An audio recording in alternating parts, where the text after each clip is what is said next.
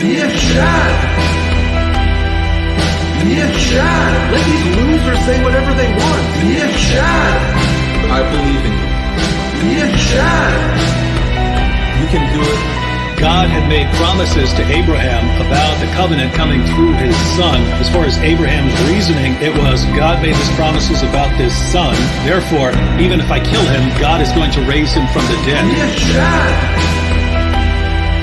Let these losers say whatever they want. I believe in you. You can do it. All right, everybody. Thank you for joining me on this live. Good to have all of you guys here. And so today we're going to be opening up discussion for Muslims. But if you guys have been watching the streams, you should know how it goes. I'm going to do a presentation first. We're going to talk about the particular topic. Now, I want to set some expectations at the beginning. The presentation is going to be about 45 minutes, hopefully less than an hour. And then we should be able to have an hour of dialogue to anybody who wants to call in if they are Muslims. And Muslims only. Christians do not even try whatsoever to jump in the chat. I'm just going to disconnect on you. I appreciate the love, but if you want to share that, share it in the comments or something else.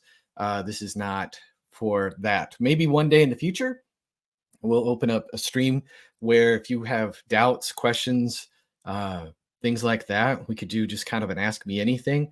That is not the purpose of this particular live. Okay, so we're going to stick with that. Now, without any further ado, if you have questions, I probably will have difficulty seeing them, honestly. I just cannot keep up with the chat. So super chats, I will definitely see those. So feel free to ask your questions in the chat. If I don't see them, I apologize. If you want to make sure they're seen, do a super chat and all of that good stuff. But without any further ado and all the preliminaries out of the way, we're going to talk about who tells us about the real Jesus, okay? Is it the Quran or is it the four Gospels, right? And so Muslims, their standard Dawah script is that Matthew, Mark, Luke, and John are written by anonymous authors in Greek.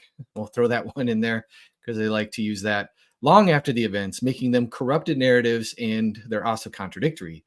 That's why their teachings conflict with the Quran, which Muslims believe gives them the real message about Jesus. And so now, what is the Christian view of what the Gospels are? Well, the Christian view of the four Gospels is that they're eyewitness reportage. We know that John repeatedly talks about how he is a witness to the events, including even the crucifixion and seeing Jesus having this the spear stabbed through his heart. Then we also have the prologue of Luke here, which says, inasmuch as many have undertaken to compile an account of the things that have been fulfilled among us, just as those who from the beginning were eyewitnesses and servants of the word handed them down to us, it seemed fitting for me as well, having investigated everything carefully from the beginning, to write out to you in orderly sequence, most excellent Theophilus, so that you might know the certainty about the things that have been taught. So several things here. First of all, he's saying that he is getting his information from people who were from the beginning witnesses and servants of the word that were handed down to them. He's saying that he has multiple sources. He's saying that he investigated everything carefully. He's also sending this to Theophilus, who is like kind of a dedicatee. Maybe he's Luke's patron. And so he's trying to say, hey, I want you to know all the facts about Jesus. So for people who say, well, the four Gospels, they're originally anonymous. Well, for Theophilus, Luke's Gospel definitely was not anonymous, okay? But we're not talking about authorship of the Gospels. I will do a series of videos on the authorship of the Gospels, short videos, and then maybe a longer stream in the future, so stay tuned for that. So my goal today is to build a cumulative case that the authors of the Gospels were well-informed, habitually truthful, and close up to the facts. And if that is the case, then we need to look at documents holistically. If somebody's always honest, if somebody's always getting the facts correct, and if somebody's always showing themselves to be a witness to what they're actually talking about, then that builds up trust, right? You don't piece by piece take apart everything that they say and go, oh, is this true? Is this false? No, when somebody's always spitting the truth, they're spitting facts, then you start to trust them when they tell you other things, right? There's also the fact that if these Gospels go back to what the original eyewitnesses claimed, then what they claimed was that Jesus appeared to them bodily, physically, after he rose from the dead in a way that could not be mistaken. They spent time with him, they ate meals with him, they touched him, he appeared to them in groups and all kinds of things like that. And then they proclaimed this message in the face of danger. And so the content of their claims means that they probably weren't mistaken. And the context of their claims means that they probably weren't lying, right? So external confirmations, this is what we're going to be talking about. We're going to be talking about history. Just like last time, we're going to be getting into a lot of historical facts. Now, if the Muslim is right and the New Testament isn't from the first Christians, right, they're going to say that it doesn't have apostolic origins. Well, if that's true, it would be surprising to find details in these Gospels that only someone from that time and place would actually know. The fact that the Gospels casually mention historical facts, sometimes extremely obscure ones, and that they get these tough details right over and over and over and over again, it makes the Muslim, or the skeptic's claim for that matter, it doesn't have to necessarily be a Muslim, just somebody who's criticizing the Gospels and saying they're not history, it makes their claim a lot harder to believe, okay? You're going to see why this makes sense as we go along, okay? Remember, guys, we can't be anachronistic here, right?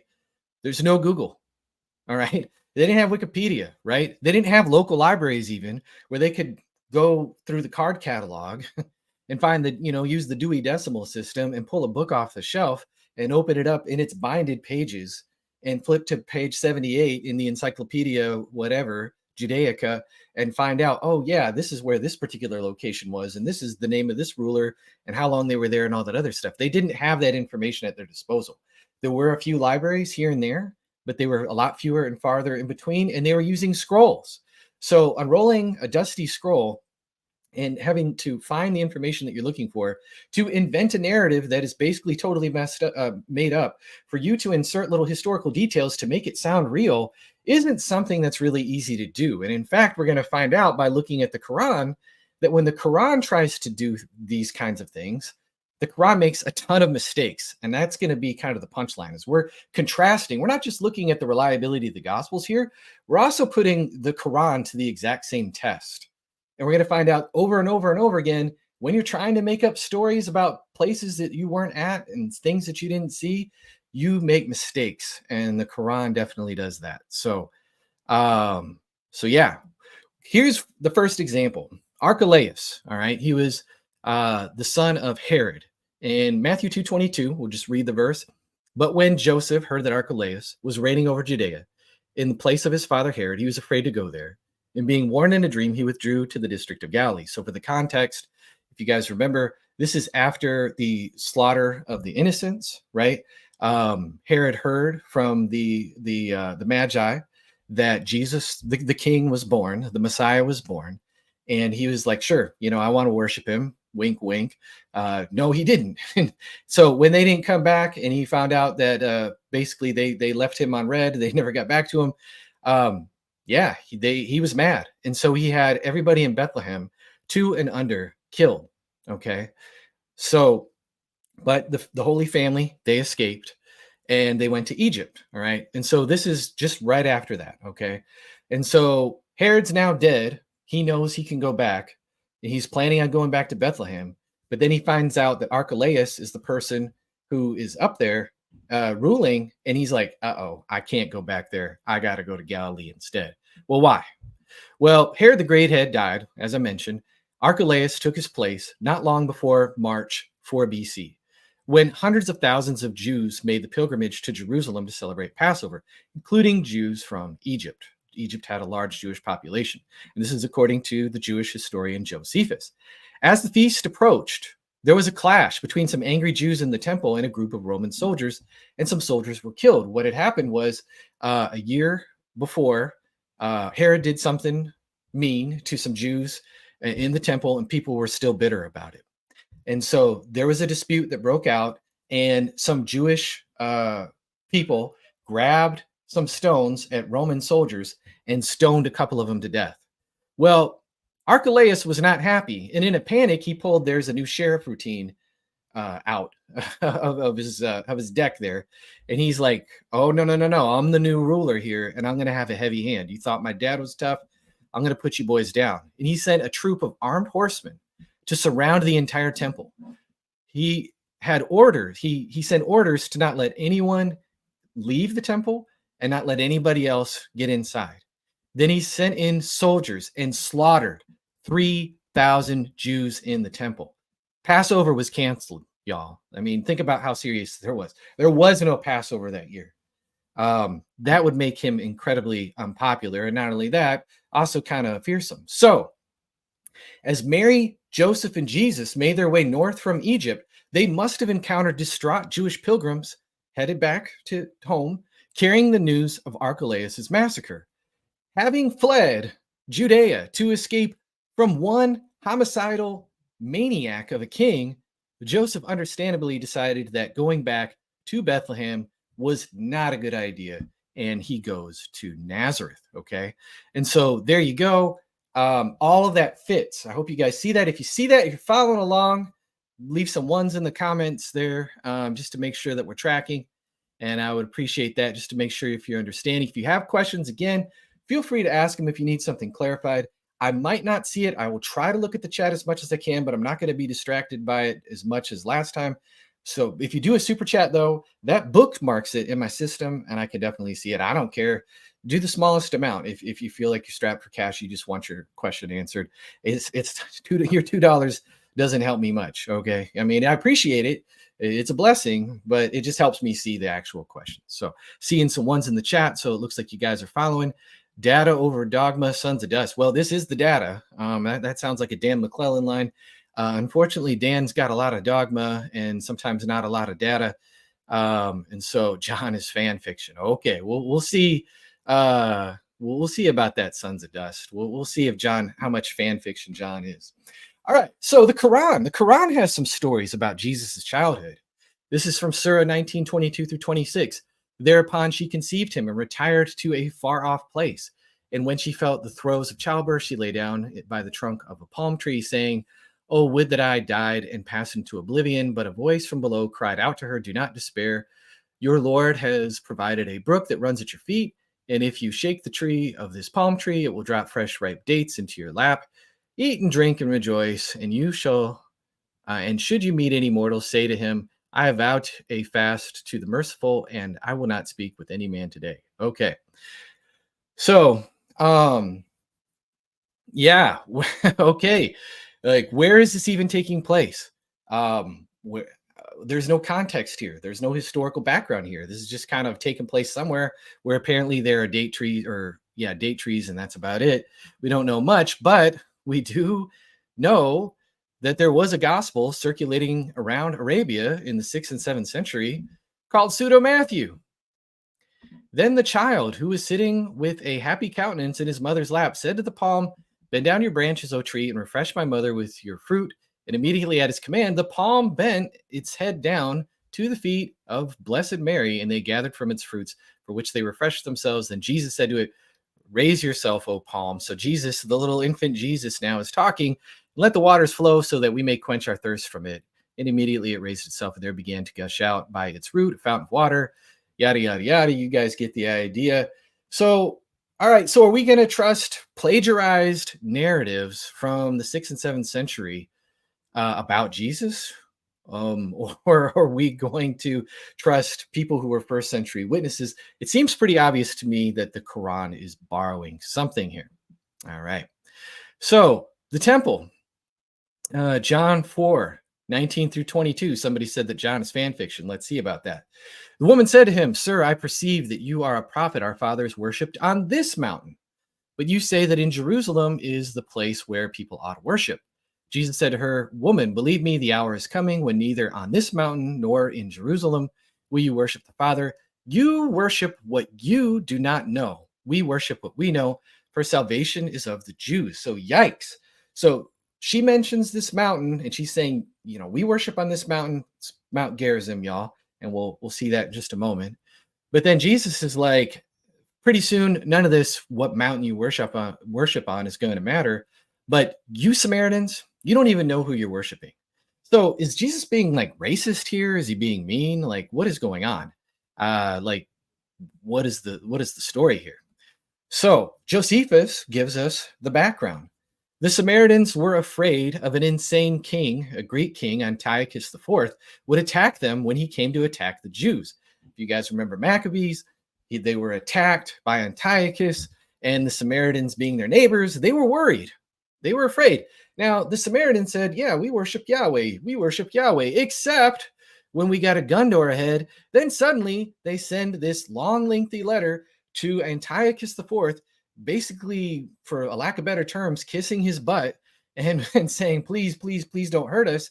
And to appease him, they renamed their temple on Mount Gerizim, which Josephus tells us which mountain it was, and they dedicated it to Zeus. So yikes, talk about total compromise. And so Jesus, with this backstory in mind, all of this makes sense. All of this makes sense. It all fits together with the historical context.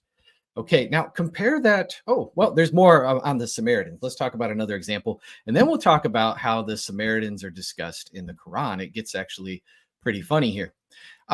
So here's another story about the Samaritans. All right, this is Luke 9:51.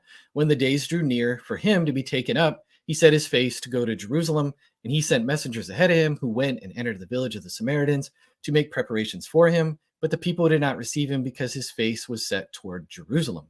So Jesus is cutting through from Galilee to Jerusalem to go to a feast, and he's trying to cut through Samaria, and the Samaritans are not having it. They're angry, and they wouldn't receive him. They weren't inhospitable.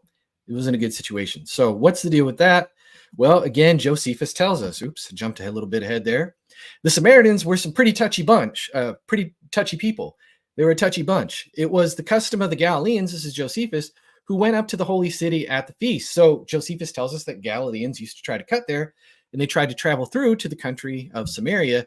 And as they were on their journey, some inhabitants of the village called Genea, which lies on the borders of Samaria in the Great Plain, killed many of them. Okay, so Josephus actually backs up what the Bible is telling us here, but it's actually not, it's independent from Josephus because Josephus was written later and didn't start to circulate until like in the 2nd century. And he's saying that these Samaritans were touchy. They didn't like the Galileans cutting through. Okay. And so here we see real information about Samaritans in John and in Luke. You guys catching that? Again, drop the ones if you're following. Just want to make sure that we're all on the same page here. So there's historical confirmation. It all makes sense. Okay. Now let's compare that to the Samaritans that are mentioned in the Quran. In Surah 20:35 through 88 and 95, we're told that a Samaritan led Israel to create the golden calf right after the Exodus. Okay. There's a lot of problems here. All right. We won't talk about how it contradicts what is actually in Exodus. Right.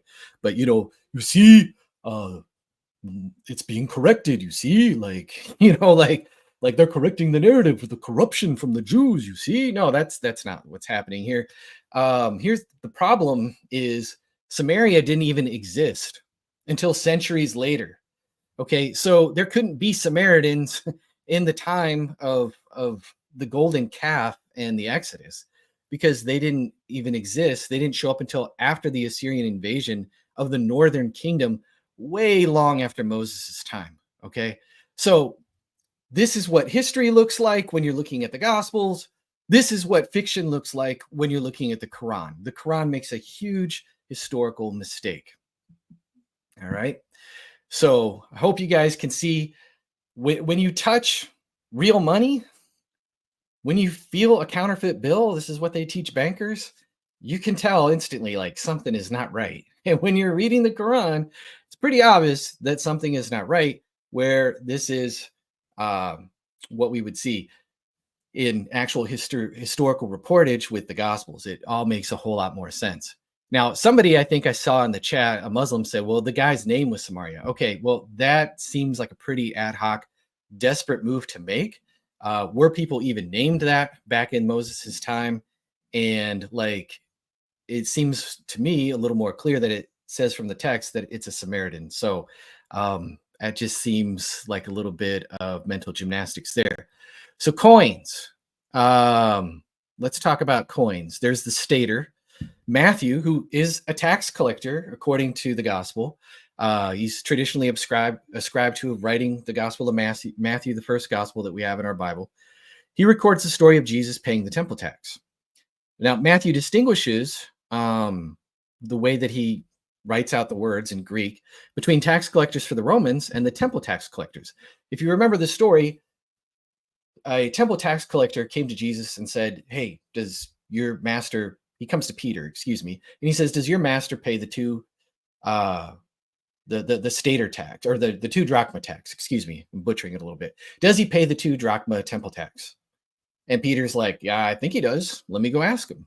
And then Peter goes and asks Jesus, like, hey, do we pay the tax? And Jesus is like, hey, well, listen, who are taxes for? Are they for the king's sons, or are they for his servants? And Peter's like, well, it's for his servants. And he's like, well, yeah, the sons are free then, but we don't want to offend them. So we'll just go ahead and pay the tax because we don't want to, rub them the wrong way. Okay. So while Matthew is recording this, he distinguishes and uses the right terms for the different kinds of tax collectors. It's interesting that Matthew is the only gospel who gives us this particular account. Him being a tax collector means that it fits. So for people who say we don't know who wrote Matthew, it sure seems like somebody who's interested in money and tax collection is writing this particular story. And then here's the cool part. He sends Peter, he says, to find a stater. If you read it in like the actual Greek, it says stater, in a fish's mouth, a coin worth 4 drachma, which is enough for both of their taxes, right? One stater, again, worth 4 drachma. So that would be enough for Peter's tax. That would be enough for Jesus' tax. The names of the 2 coins, stater and drachma, are completely unique to Matthew and are not found anywhere else in the New Testament. So do you guys see that? You see that historical confirmation there? Like he actually knows the coins, he actually knows the terms, and it makes sense if Matthew's a tax collector that he's going to be the one that gives us this particular story, right? Matthew, again, is the only person who gives us the parable about the workers in the field in Matthew 21 through 16. He tells us a parable about laborers hired to work in a vineyard. The landowner agrees to pay them a denarius for a day's work. Later, he hires more workers who only work part of the day, like an hour or 2, and they still get a full day's pay, and they're outraged. And the master says, hey, I can do whatever I want. Are you guys mad because I'm good? That's not messed up. Or that's messed up. You guys, just let me be good. If that's what I want to do, that's what I'm going to do. Okay, it's a parable. Now, what's interesting here is that the term denarius is historically accurate. According to Tacitus, lower-ranking Roman soldiers in AD 14 earned roughly 10/16 of a denarius daily, while those with better contracts earned a full denarius. This is found in Tacitus Annals 117. The landowners' offer aligns with fair, realistic pay for the time, about what a Roman soldier would expect if he negotiated well. This detail in Matthew's gospel reflects an understanding of first-century wages that would have been really difficult to fabricate centuries later, right? So imagine you're trying to figure out what money was worth and you're writing it, 100 years later after the fact. You're probably going to guess and you're going to get it wrong. And you're probably going to stick with just generic terms like gold coins or silver coins or something like that. You're not going to use specific coinage and actually know and get right what a day's wage was actually worth. Does that make sense? You guys following that? Again, drop ones in the chat. Just checking comprehension so far. I do have a super chat here. Let's see. Is the live going to be on your page after you're done? Yes, absolutely it will. Okay, they always are. All right. And so I see a couple ones there, so I think we're good. Now, let's compare this to the Quran. In Surah 12:20, we're told that Joseph's brothers sold him for a few dirhams. Okay, so now the Quran is taking a swing and it's trying to get a currency right and its value right and all that other stuff. Here's the problem. Dirhams didn't exist until the 12th century BC, way after Joseph's time. So the Quran claims that Joseph was sold with a currency that wouldn't be invented for another 700 years. Yikes. Again, the Gospels look like historical reportage, but the Quran is making up stories, filling in gaps and details about Joseph's life, and they can't even get the correct currency right. Okay, so you guys following that? You seeing that? So once again, the Quran is looking a little stupid here, while the Gospels are passing historical tests with flying colors. All right, so let's talk about John the Baptist. who Muslims also revere as a prophet. And we'll talk about him in a little bit here. And so now some of the Jews thought that Herod's destruction, this is Josephus, we're just going to read it here, that the destruction of Herod's army came from God, and that justly, as a punishment of what he did against John, that was called the Baptist, for Herod slew him, who was a good man. So Josephus speaks well of John the Baptist.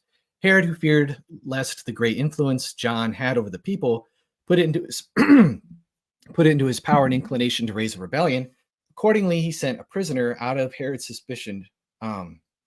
He was sent a prisoner, out of Herod's suspicious temper to Machaerus, the castle I before mentioned, and was put to death. And so Josephus actually tells us about the death of John the Baptist. It says that basically that he was worried about an uprising, that John had considerable influence, and because of that, he put him to death. Now, what was John the Baptist put to death for, according to the Gospels?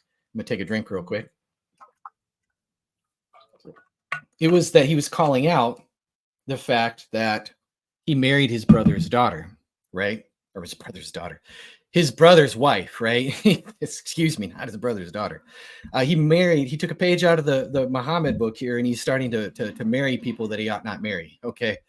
And John called him out. Now, it could be both, right? Why couldn't it be both, right? John had considerable influence, and he was concerned about an uprising, but also he probably didn't like the fact that he was being called out for marrying his brother's wife, or his new wife probably didn't like that either. Obviously, according to the Gospels, that seems to be the case. And Josephus also confirms this detail that Antipas did marry his brother's wife. So it's all there, and it's reconcilable. But when we were just looking at the Gospels, we're kind of wondering, right? And then if we're also looking at Matthew 14, it said that Herod said to his servants, like, hey, who's this Jesus guy? Like, what is going on with him? I don't understand. He has John in prison, and he's worried now about the influence of Jesus. So question, how in the world would the gospel writers even have any clue whatsoever about what Antipas's motives were, right? It doesn't make a whole lot of sense, right? And so it's like, are they just making up a story to make it sound good that he's asking these questions? Are they just going to say, well, the Holy Spirit inspired us and he told us, and we had a revelation in a cave, an angel came and told us, or something like that this is the conversation that actually happened? No, we can actually do a whole lot better than that. If you go over to Luke's gospel, it talks about that there was a group of women followers who followed Jesus and helped support him financially. And including in that group of female followers, there was Joanna, the wife of Huzzah, Herod's household manager. So do you guys see that? Do you guys see what's going on there? Like, this is how they would know. It's like, whoa, hold on a second. Huzzah is working for Herod. He's in his household. He's hearing what's going on. Joanna is married to him, and they're able to get that information. But if you're just reading Matthew's gospel, Matthew doesn't fill any of that detail in, right? And so, Luke isn't just intentionally like, oh, Matthew left this weird loose end. I guess I got to figure out how to explain why he would have had that information, because he makes no mention of that information at all. And so it fits together like two pieces of a jigsaw puzzle. This is what we would expect on historical reportage. This is not what we would expect in fiction, right? And so that's why it would make sense. Now, there's even more about John the Baptist. In Mark 6:27, Herod Antipas, we read, sent a military officer to execute John the Baptist. Why wouldn't he just send a regular civil executioner, right? That is kind of strange. But according to Josephus, Herod was actually at war with his former father-in-law, Aretas IV, king of the Nabateans. Okay, he wasn't too happy about what had happened with his daughter, right? So this explains why he had a military officer actually carry out the execution. Herod was at Machaerus on a military campaign. He was not at home in his palaces in Galilee. And so now we have Luke confirming a detail in Matthew and in Mark, but then we also have Josephus confirming details that we have in the Gospels. So it all connects up together. This actually fits with the history. Let's compare this to the Quran. Here's where things get rather hilarious. So is the story of the announcement of John the Baptist's birth in Surah 19. It actually follows Luke's gospel fairly closely in some parts and contradictory in other parts. But what's interesting in Surah 19:5, it says, "O Zechariah, indeed, we give you good news of the birth of a son, whose name will be John, a name we have not given to anyone before." So what? Like nobody had the name John before John the Baptist lived? Are we serious? John is just Yohanan in Hebrew, right? And so we have a John in Jeremiah. We have a John, the son of Josiah, in First Chronicles. We have Yohanan, another John, a high priest. That's in First Ezra's and in Nehemiah. We have in Maccabees John Hyrcanus, who was a priest, I believe, if I remember correctly. We have Yohanan, son of Azariah, in First Chronicles. We have another John, a warrior of David. We got Johns everywhere. Guys, seriously, we're like, whoa, what is going on, right? What is going on? Like there was some Johns well before there was John the Baptist. In fact, and if you think I'm just like exaggerating and being like giving the most uncharitable interpretation possible, Ibn Kathir and Ibn Abbas on Yahya. I'm a Jahil guy, so if my pronunciation is bad, forgive me. Maybe I should have looked it up before the stream, but whatever. But they both claim that John, Yahya, I don't know, yeah, whatever. Anyway, was the first ever to bear that name, pointing to Quran 19:7. On none by that name we have conferred distinction before. So they took it literally, that his name was divinely unique. Now, if you're going to say, well, yeah, no one was named Yahya in the first century Judea, and that was a totally unique name. He wasn't Yohanan. Okay, I don't think that's going to fly because, first of all, that's an Arabic name. Second of all, Yohanan was the fifth most common name back then. We know that from all kinds of historical documents, all the documentation that we have of John from the first century, of people named John, mentioned in other historical documents, mentioned in bone boxes and different things like that, ossuaries and different things like that. We have a lot of Johns. People have researched this, and John was actually the fifth most common name back then, which is why every time that he's referred to in the Gospels, he's called John the Baptist, y'all. Like every single time he's disambiguated as John the Baptist, because there were other Johns, right? There was a John, the son of Zebedee, who was one of Jesus's disciples. There's John Mark in Acts. There's a priest in Acts 4:16 whose name, 4:6 named John. There's a lot of different Johns. And so it's like, this is a pretty bad mistake on the Quran's part, which even Ibn Kathir and Ibn Abbas say, yeah, he was the first person named that. And so, yikes. Again, this is what historical testimony looks like. We know all about John's death. We know all about why he was arrested. It's confirmed in all kinds of different places. And then we have the Quran, which is like, hey, yeah, this James John is totally unique. It's like, what is going on? Okay. So got a little bit more here. The Quaternion. When soldiers had crucified Jesus, they took his garments and divided them into 4 parts, 1 part for each soldier, also his tunic, but the tunic was seamless, woven in one piece from top to bottom. Interesting, right? What's kind of going on with that? Well, here is, I believe this is BF Westcott, if I remember correctly. Bro kind of looks like the dude from Princess Bride there, like, anybody want a peanut? Anyway, so he says here, except the bald head, of course, again, the scene of the crucifixion, just reading his quote, furnishes St. John with another opportunity of showing his intimate knowledge of Roman military customs. A quaternion, which is also found in Acts 12:4 when they were guarding Peter of soldiers, as we learn from Vegetius and others, was usually employed as a watch on night duty or for the purpose of escort. Now, it is noticeable when the other evangelists speak of the guard which attended at the crucifixion, no number is given. So they don't give a number. John gives a number. That's why they divided his garment into 4 pieces. It is simply stated in Matthew, Mark, and Luke that the soldiers divided the Savior's garments among them. St. John, however, gives us the actual number. But observe how incidentally the fact comes out. He makes no mention of the quaternion. He merely says, then the soldiers, when they had crucified Jesus, took his garments and made 4 parts, to every soldier at a part. The information is not paraded in any way. it is involved in the narrative. And so there's this casualness in which he drops this bit of information, but it's absolutely historically correct. This looks like eyewitness testimony. The Quran. Let's talk about the Quran and crucifixion.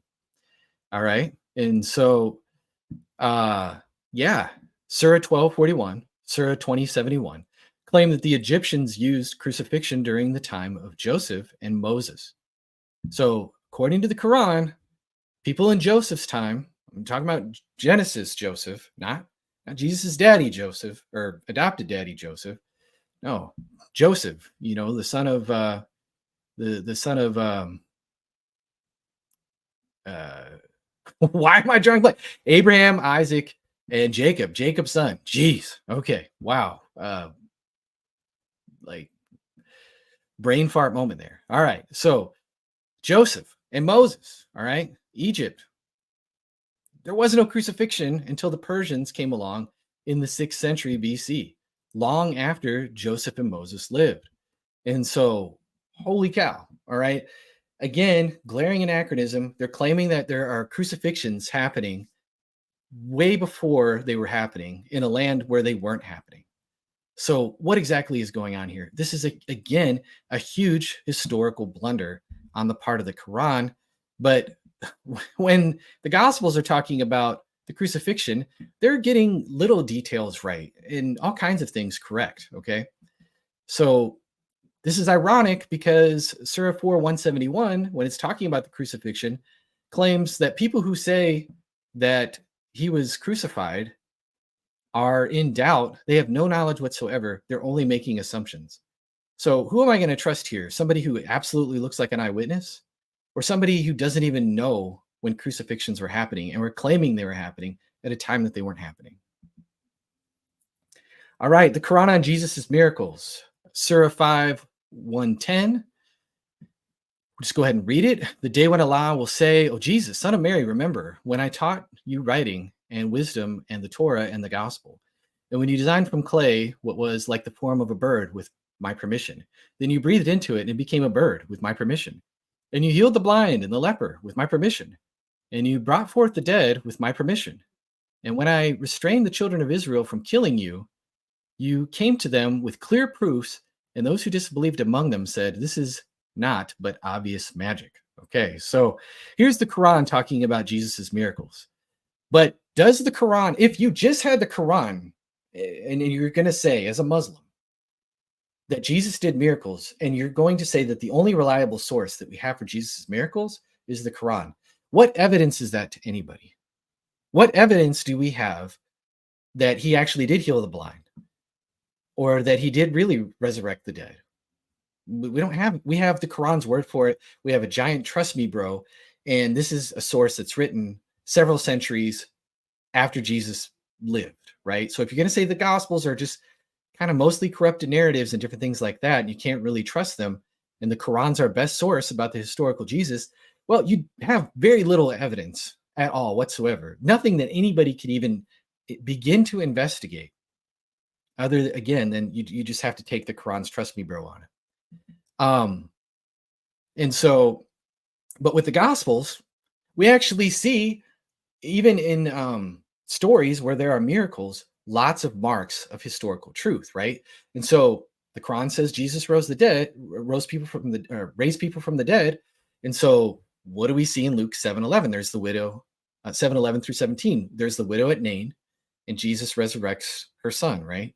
The procession is coming out of the city as Jesus and his followers draw near to the gate, according to the narrative. Jesus speaks to the mother, the widow, and her son's now dead too, who is among the mourners first. Then he comes to the bier, which the man's body has been laid, okay? And so now we know from history, from the Talmud, that in Judea, mourners would actually walk behind the bier. So actually, the Gospel's picture in Luke looks to be wrong at first. This would be the wrong order in which Jesus would encounter them. Now, this isn't a devastating objection, but it is a little bit of an oddity. But also, according to the Talmud, and I got the reference there, Shabbat 153a, in Galilee, and only in Galilee, because there was some argument, some religious debate about this, By contrast with Judea, the mourners would actually walk in front of the bier. And so this woman would be expected to be in front of her son's dead body that is being carried while they're going out to bury him. And so, according to the Talmud, this historical detail all fits. Does that make sense? You guys seeing that? Feel free to drop a 1 in the chat if you are following along and this is making sense. And so here's this tiny, obscure little detail about Jewish burial practices that specifically in Galilee that Luke hits the nail right on the head, right? Actually giving us details, which further kind of backs up the story, right? I'm not saying it proves that Jesus rose somebody from the dead, but it does make us trust the narrative at least a little bit more, right? All right, healing the blind. The Quran says Jesus heals the blind. Well, again, we have a story. We have several stories in the Gospels about Jesus healing the blind where we actually get some details and some context. And so this is the man who washed in the pool of Siloam. You guys probably know the story. Jesus basically rubs mud in his eyes, tells the man he was born blind. He tells him to wash the mud off in the pool of Siloam, right? And the man was healed. And that whole story is really fun to read because the guy just gets so sassy with the Jews who are trying to dispute what happened. And if I ever want like some comedy out of the New Testament, I would go back and read John chapter 9. And so, well, we actually have archaeological confirmation that the pool of Siloam actually existed, right? So in 2004, not that long ago, during construction work in Jerusalem, archaeologists uncovered remains of this ancient pool, complete with the steps leading down to the water. The discovery matches historical descriptions, providing strong evidence that the pool of Siloam existed in the time of Jesus, reinforcing the accuracy of the account. So do you guys see that? I hope this is making sense. Again, drop the ones in the chat. And so this is, again, archaeological confirmation of like the story that actually supports it. And so this is good stuff, guys. This is really good stuff. Your faith is rooted in history. Unlike the Muslims, we have historical anchors that we can look into and investigate. The Quran has claims that you can't even investigate of miracles that Jesus did that you cannot even look into. You have to go to our Gospels in order to find them. And if these are corrupted narratives, then why do they have so much historical confirmation in them? Explain it. Make it make sense, Muslims. That's what you're going to come up and try and help me understand in a bit here. So we're getting closer to the end here. Appreciate you guys hanging in. Be sure to like the stream. I hope this is helpful so far. It really does help the channel. Also, if you want to support the channel, patreon.com/isjesusalive. You can support me there. Every little bit helps. If you want to help me continue to make videos and do the different things that I'm doing, it does help me cover my costs and all of that good stuff. And so yeah, feel free to do that if you so want. And also your prayers are highly coveted and appreciated. So be praying for your guy here. All right. So what about bringing clay birds to life? Quran 5:110. Again, you designed from clay what was like the form of a bird with my permission. Then you breathed into it and it became a bird. Well, we don't have anything like that in Matthew, Mark, Luke, and John, but we do in the 2nd century forged Gospel of Thomas. Jesus made soft clay, modeled 12 sparrows. He clapped his hands and cried to the sparrows, "Be gone," and the sparrows flew off chirping. Guys, who are we going to trust? This is a no-brainer. Muslims, seriously, if I'm not trying to say that I'm big and bad and I'm all that and I'm the greatest apologist of all time and I know all this stuff. Okay, I'm a total jahil or whatever you guys want to call me. But I do know this. I'm going to trust historically confirmed details and facts over somebody apparently copying something out of the infancy Gospel of Thomas every single time. How can you defend this? How? It make sense. All right, the feeding of the 5,000. Later in Surah 5, well, we see a mention that might be the feeding of the 5,000. It says, Jesus, the son of Mary, O Allah, our Lord, send down for us a table spread with food from heaven, that it may be a feast for us.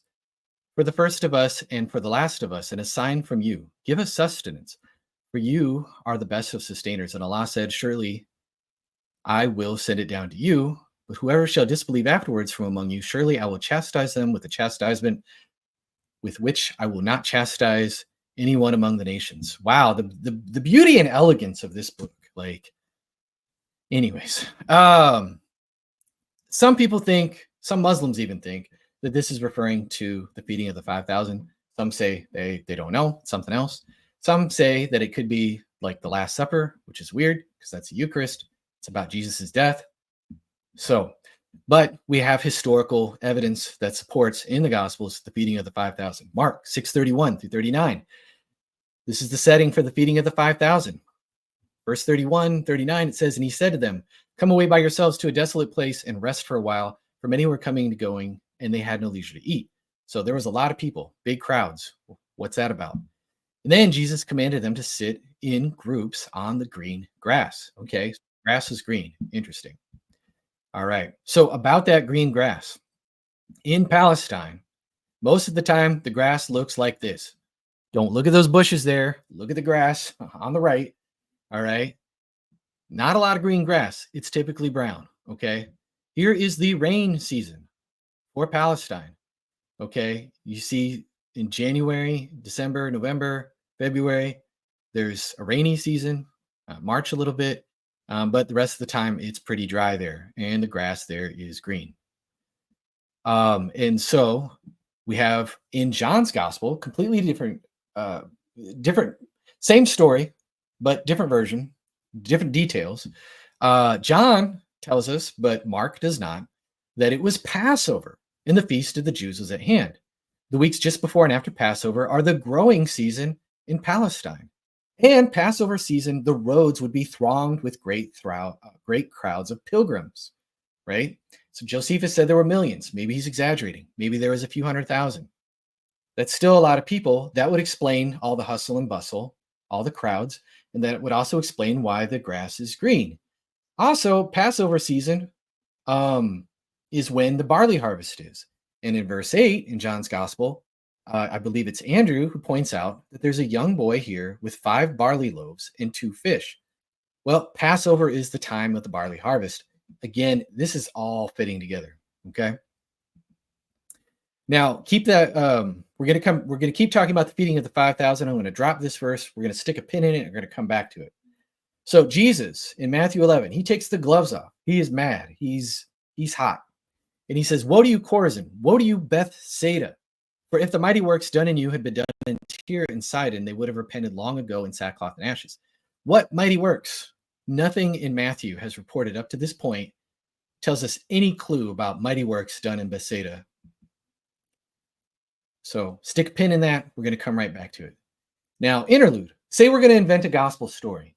And the setup for the miracle of the story is going to have to do with money and food. So which disciple do you pick? Money and food. If you guys want to drop it in the comments, feel free to let me know. Off the top of my head, who's the guy who has the biggest speaking role in the Gospels? Peter, right? And so Peter is always being talked to. So maybe you pick Peter and you're going to have Jesus talk to Peter. Somebody has heard this before, Vigo. Good job, buddy. Or if you're making up a story, maybe you would pick, I don't know, Judas. He had the money bag, right? Or Matthew. He's a tax collector. He knows something about money.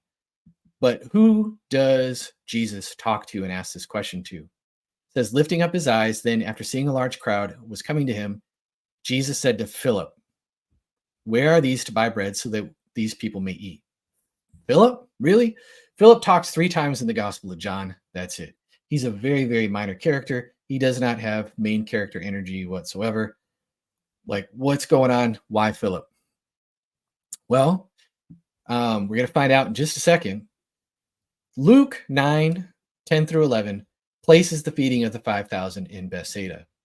And then when you turn over to John, we find out casually, in a completely different context, having nothing to do with the feeding of the 5,000, Philip was from Bethsaida. And so think about it. Philip is a local guy. He would know where they could probably buy bread. So Jesus turns to his boy Phil and says, hey, where's the local Wally's? Where are we going to get bread to feed all these people? It all actually begins to make sense. But what's crazy about all of this is that Luke doesn't mention Philip in the context whatsoever of the feeding of the 5,000.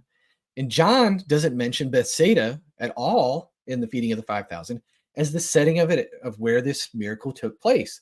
It's only by putting them together can we understand why Jesus speaks to Philip in John 6:5.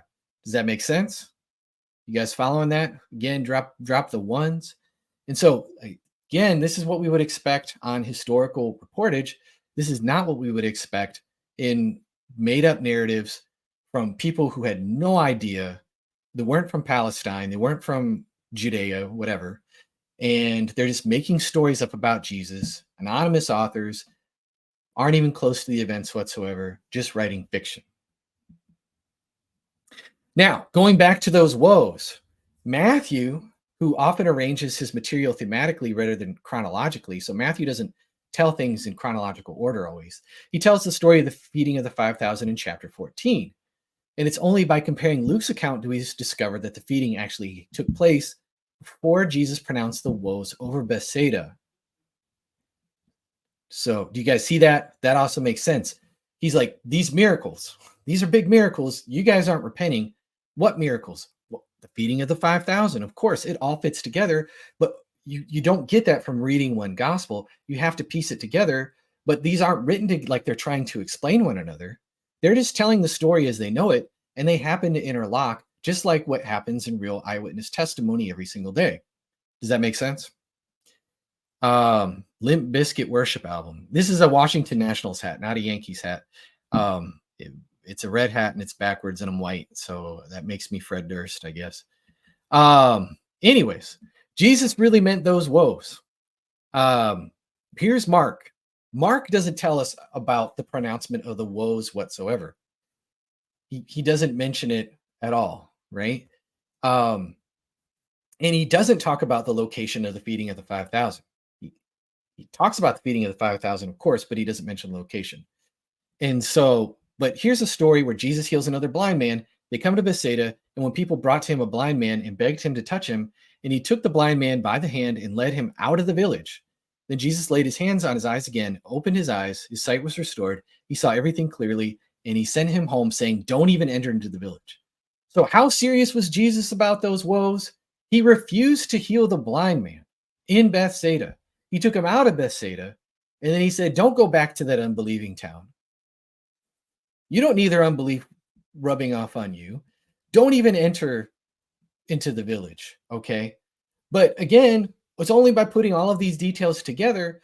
But like I said, Mark doesn't mention the location of the feeding of the 5,000, and he doesn't mention the woes, but all of this put together makes a ton of sense, right? All right, so last one, and then Muslims, you can come up. I saw some of you try to come up earlier. You can come back up if you want, because this is my last example. In John 10, 22 through 23, we're told that Jesus was in Jerusalem during Hanukkah in winter. And this is where he talks about the whole good shepherd stuff, and no one can snatch the sheep from out of my hand. Then he drops the bomb. I and my Father are one, and the crowd tries to stone him, right? Well, we actually have a little bit of historical confirmation that makes this story seem a lot more real. Critics question the historicity of this account because it's super explicit. Jesus saying, I am God, guys, basically. Like he's just throwing down the gauntlet. Stuff that we don't see in the Synoptic Gospels in this explicit way. And so people are quick to deny this, but John is precise about this scene. It's winter. Jesus is in the temple at Solomon's portico, which is a location that's actually confirmed by Josephus. And this would provide shelter from the winds, the cold breeze, and is it's a fitting place for Jesus to be teaching. John, likely recalling what he saw firsthand, captures the exact time and the place, adding a layer of historical detail that's really hard to dismiss. This is the eye of the beholder, guys. Does this make sense? And so he catches the time, he catches the place. Now think about this. Think about this. Going back to the Pool of Siloam, going back to this particular area. What happened in 70 AD? Jerusalem was basically flattened by the Romans. And a lot of stuff didn't survive. Some stuff survived, but a lot of stuff didn't survive. and was demolished, right? And so if you're a fictionalizer and you're writing this in like the early hundreds or whatever, you're not going to know all about these historical details unless you've been to the land yourself. Again, this is more easily explained on this being eyewitness reportage. All right, so wrapping up the Islamic Jesus. Thank you guys. I'm sorry I went a whole hour. I meant to go 45 minutes. I probably kind of went on a little bit too long, but that's all right. I'm going to take your calls in just a minute. Islamic Jesus, he's void of any historical context. Islamic Jesus is void of any historically verifiable details. We found that Islamic Jesus is based on apocryphal sources, and it's kind of funny that every time he talks, he sounds an awful lot like Muhammad, okay, and the rest of the Quran. And he comes from Muhammad, of course, living centuries later, versus eyewitnesses. And we learn about Islamic Jesus found in a book full of historical errors.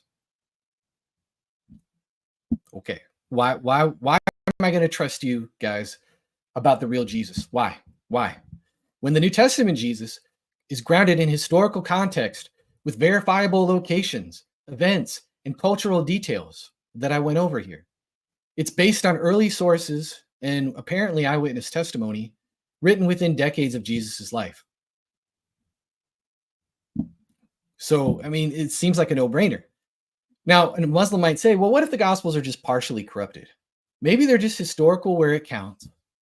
But where they disagree with the Quran, you know, where Jesus is claiming to be God or being crucified or being resurrected from the dead, or he's teaching something that contradicts the Quran, you know, maybe it's just a mix. It's just a mix. So all your trustworthy details, Eric, they don't really matter a whole lot because those are accurate. But it's inaccurate when it disagrees with the Quran. Well, this is just ad hoc, okay? Imagine you have a friend, and he believes in the very clever burglars theory, okay? And so he swears that everywhere he goes, no matter where he stays, whether it's a hotel, his friend's house, his grandmama's house, very clever burglars are following him around, but they're leaving no trace of any of their existence whatsoever. Okay, so you bring up to your friend, hey, listen, dude, I have a dog. You stayed at my house last night, and he's convinced that the burglars came in, but you're like, no, dude, I have a dog. He barks at everything. If burglars came in, he would have barked. And he's like, no. They know how to quiet the dog. They're trained doggy people. They got biscuits. They're going to keep that dog quiet. And I'm like, but I have a security camera, and there's no footage on the camera of anybody getting in. Well, they know how to get by all your cameras, and they know how to get by all of that. So that doesn't move me either. And they're like, okay, well, look, we vacuumed last night, and the carpet tracks are still there. There's no footprints. There's just vacuum tracks in the carpet still. And they're like, well, yeah, they know how to get by all of that too. And on and on and on you go. No matter how much you explain it, he always has some sort of ad hoc explanation on why the very clever burglars can get around everything. And so no matter how much you try and convince your friend, he's just going to come up with ad hoc excuses. And that's what you guys sound like, honestly. That's what this sounds like. Okay. And so that's not going to work. You can't do that. Again, we should be looking at documents as wholes. And the undesigned coincidences that I talked about and the external confirmations that I talked about, all this historical detail are in parts of the Gospels that agree with the Quran, but they're also in parts that disagree with the Quran. Remember the Quaternion during Jesus' crucifixion? Remember the one that we just talked about with Solomon's porch and Jesus is saying, I and my Father are one? And remember the last stream or a couple streams ago when we talked about Jesus saying, destroy this temple and in 3 days I'll raise it up? And all of the historical confirmation that was around him saying that particular statement and all of that kind of stuff. And so, no, that's not going to work. There's also not a shred of manuscript evidence of this claim. These stories are found in all of the manuscripts that we have. And then finally, you guys, if you're Muslims, you should know this. Why is Allah asking me to judge by and stand on a corrupt book? Okay, so if you're going to admit, no, the Gospels really are kind of the Injil. They're just sort of like the corrupted Injil, but they do give us historical information about Jesus mostly. The Quran comes in to straighten out the mess. Well, okay, but I'm supposed to judge by the Gospel. and I'm supposed to stand on the gospel. I have nothing else to stand on unless I stand on the gospel. Why is Allah asking me to do that with a corrupt book? That doesn't make a whole lot of sense. And also, by the way, where is your prophecy about the unlettered prophet in any of these four gospels? I can't find it. All right. And finally, why should an apparently plagiarized book full of apocryphal legends and historical mistakes stand in judgment over a reliable book? Enough said. And so Muslims, when it comes to Jesus, why should I believe the Quran over the four gospels? Make it make sense. It doesn't. Okay. And so, yeah. So if you guys want to come up, feel free to come on up. You must be a Muslim only. If you don't, you're not going to come up. And you know, this isn't Christian time Q&A or anything else like that. This is definitely. Oops. I hope you guys didn't miss me there. I was trying to remove that. This isn't your time to come up and make some irrelevant point. It has nothing to do with the stream whatsoever. And so Muslims, I want to hear your response to this. There were a couple of you in the studio earlier. And so if you want to come back, I would appreciate it. Sorry if I went about 15 minutes longer than I had planned. So again, you can't be a Christian. I prefer Muslims. I guess I could open it up to just skeptics in general. If you're skeptical of the Gospels, I could open it up to some of y'all, but I prefer Muslims. No Christians. Has to be on topic. And yeah. Anybody.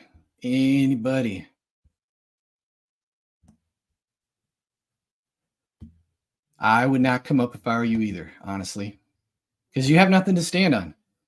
Most of the time when Christian apologists are trying to argue, they're going to argue out of your book. And they're going to say the stuff that I just said about, listen, you say that I have nothing to stand on but the gospel. The Torah and the Injil is what I must stand on. It's what I must judge by. It's what Allah sent down. And so they're going to give you the Islamic dilemma. I love the Islamic dilemma. I love David Wood. I love God Logic. I love the people who are sharing the Islamic dilemma. Sam Shamoon. There's a really good book by Gordon Nickel that basically goes over the Islamic dilemma. And I highly recommend. It's a great argument. But a lot of times, no matter what you say to Muslims, they're going to still say, no, your gospels are corrupt. Your gospels are corrupt. You don't know who wrote them. They're written in Greek. You know, how could they be witnesses if they were written in Greek, which is a stupid objection, because Andrew and Philip are Greek names for starters. There are many scholars who believe that Jesus spoke some Greek. Matthew was a tax collector, so he probably spoke some Greek. Luke was not a disciple. He was a companion of Paul, but he was able to meet disciples. So he's a Gentile. Of course he's going to write in Greek. So how is this a devastating objection, you guys? And so I'm saying we should do the Islamic dilemma. We should say that you have nothing to stand on unless you stand on the gospel. We should bring up those particular passages. We should ask them, hey, you know, where am I supposed to find the unlettered prophet in this book? Because supposedly it's there, it's available to the people of that day, and most likely it's got to be the gospel that we have, right? We could say that, but they're still not going to listen, no matter how many times we tell it to them, no matter how many times we say it. But when we point out that your book is a plagiarized book of fables, Christian fables, that we know where they came from centuries earlier, and that your book makes mistake after mistake after mistake about the history, and our book gets the history right over and over and over and over and over and over and over, then who am I supposed to believe? Does that make sense? So, Ahmad, if you want to come up, you can. If you want to have a civil discussion, you can. I understand. Maybe this is why I've wondered why a lot of people don't take me up on these lives, because I've portrayed Muhammad as the Kumar Wojak. Okay. So I respect Muslims. I think you guys have a zeal for God. I think you like Paul talks about the Jews. I think you have a zeal for God, but not according to knowledge. I love Muslims. I respect you, but I respect you enough to say that your prophet, the Kumar Wojak, ought to be kind of an obvious explanation, right? He was a sexually immoral person who Aisha, I'm not even, I don't have to draw a picture for you. Was 9 years old, was playing with dolls. Okay. There's the story with Mary the Copt, and Muhammad suddenly has a revelation. Oh yeah, after his wives are bothering him and saying, "Hey, don't be sleeping with her in my bedroom on our day together." And he's like, "Oh, okay, yeah, I won't do that." And then he has a revelation conveniently in Surah 65. And he's like, no, Allah says it's cool. This is and even Aisha's like, hey, it seems like Allah kind of suits your fleshly needs a lot of the time. I mean, I'm paraphrasing, but that's basically what she said. There's the fact that he married his adopted son's wife, and everything else. And so, listen, part of me, I will be totally honest with you, I don't necessarily like portraying him that way. And I'm not just doing it for rage bait. Although it can seem that way, because I'm not the kind of person who likes enraging people. Okay. If you know me, you would know that I'm not the kind of person who wants to enrage people. But at the same time, when I read your sources, that's who he is. Okay. I'm saying this sincerely. That's who he is. And I'm disgusted by his behavior. I'm appalled by his behavior. I see his sexual ethic compared to the sexual ethic of Paul and Jesus, and it's disgusting. So that's why I depict him that way. It's not just to bait you into rage, but some of you need a little rage bait to actually listen. I'm just going to be honest. Some of you, not all of you, some of you. So I'm not disrespecting you. I love Muslims. Like I said, I feel like you have a zeal for God. I just don't think that it's according to knowledge.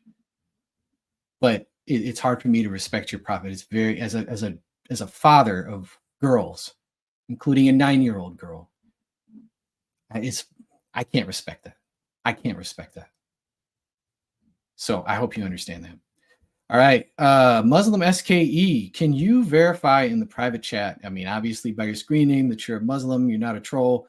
And if you could even turn your camera on, if you don't want to, I guess I understand. But if you can, just give me a thumbs up. I will be happy to bring you up. But we're going to be talking about this, not on my little tangent that I just went on for a few minutes there. I see you're muted. I see you backstage, but I just need you to give me some sort of verification that you're there and you're willing to have a conversation. Going once, going twice. I'll keep you for a little bit. Maybe you just went to use the restroom for a second. I don't know.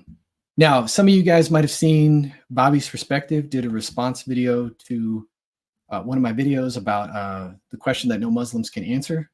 And so I might review that at some point. I'm not going to review it today. I don't like doing response videos because I feel like they lead to a lot of misunderstandings. I did leave Bobby a comment that I'd be willing to talk to him. And so if he ever wants to come up or he wants to schedule something on a neutral channel or his channel or whatever, I'd be happy to have a conversation with him. I'm not going to get into a big debate, opening statements and this, that, and the other, and endless back and forth, like that kind of thing. Because I feel like the whole debate format is easy to hide. It's easy to kind of sneak your little jabs in and then hide behind the format. And I don't like that. I'd rather just have something all out to where you can actually have a conversation. So Muslim SKE, again, could you leave something in the private chat or just turn your camera on for a second and give me a thumbs up? But anyways, as I was saying, if Bobby's willing to have that conversation, I would be willing to do that. Or any Muslim who's made response videos to me, if they want to talk to me, obviously I'm available right now. Oh yeah, he says we can. Okay. All right. SKE, you're up, bro. Hello, I'm driving. Is that still okay? I'll be disconnected in about maybe 20 minutes. Would that be also okay? Yeah, as long as you're safe, bro. Okay, yeah, I believe I'll be. So, Okay. so my whole argumentation about this whole thing is the gospel, specifically the fourth gospel, is traditionally equated to those names only by tradition. So I can also argue from the argument of silence to say that, well, who said that Matthew is not written by Matthew? Who said John is not written by Matthew? Because as we know, the church influence was so big up until this so far. Like we have the Catholic, the Protestants, and all this quabbles. So this I can assess the moment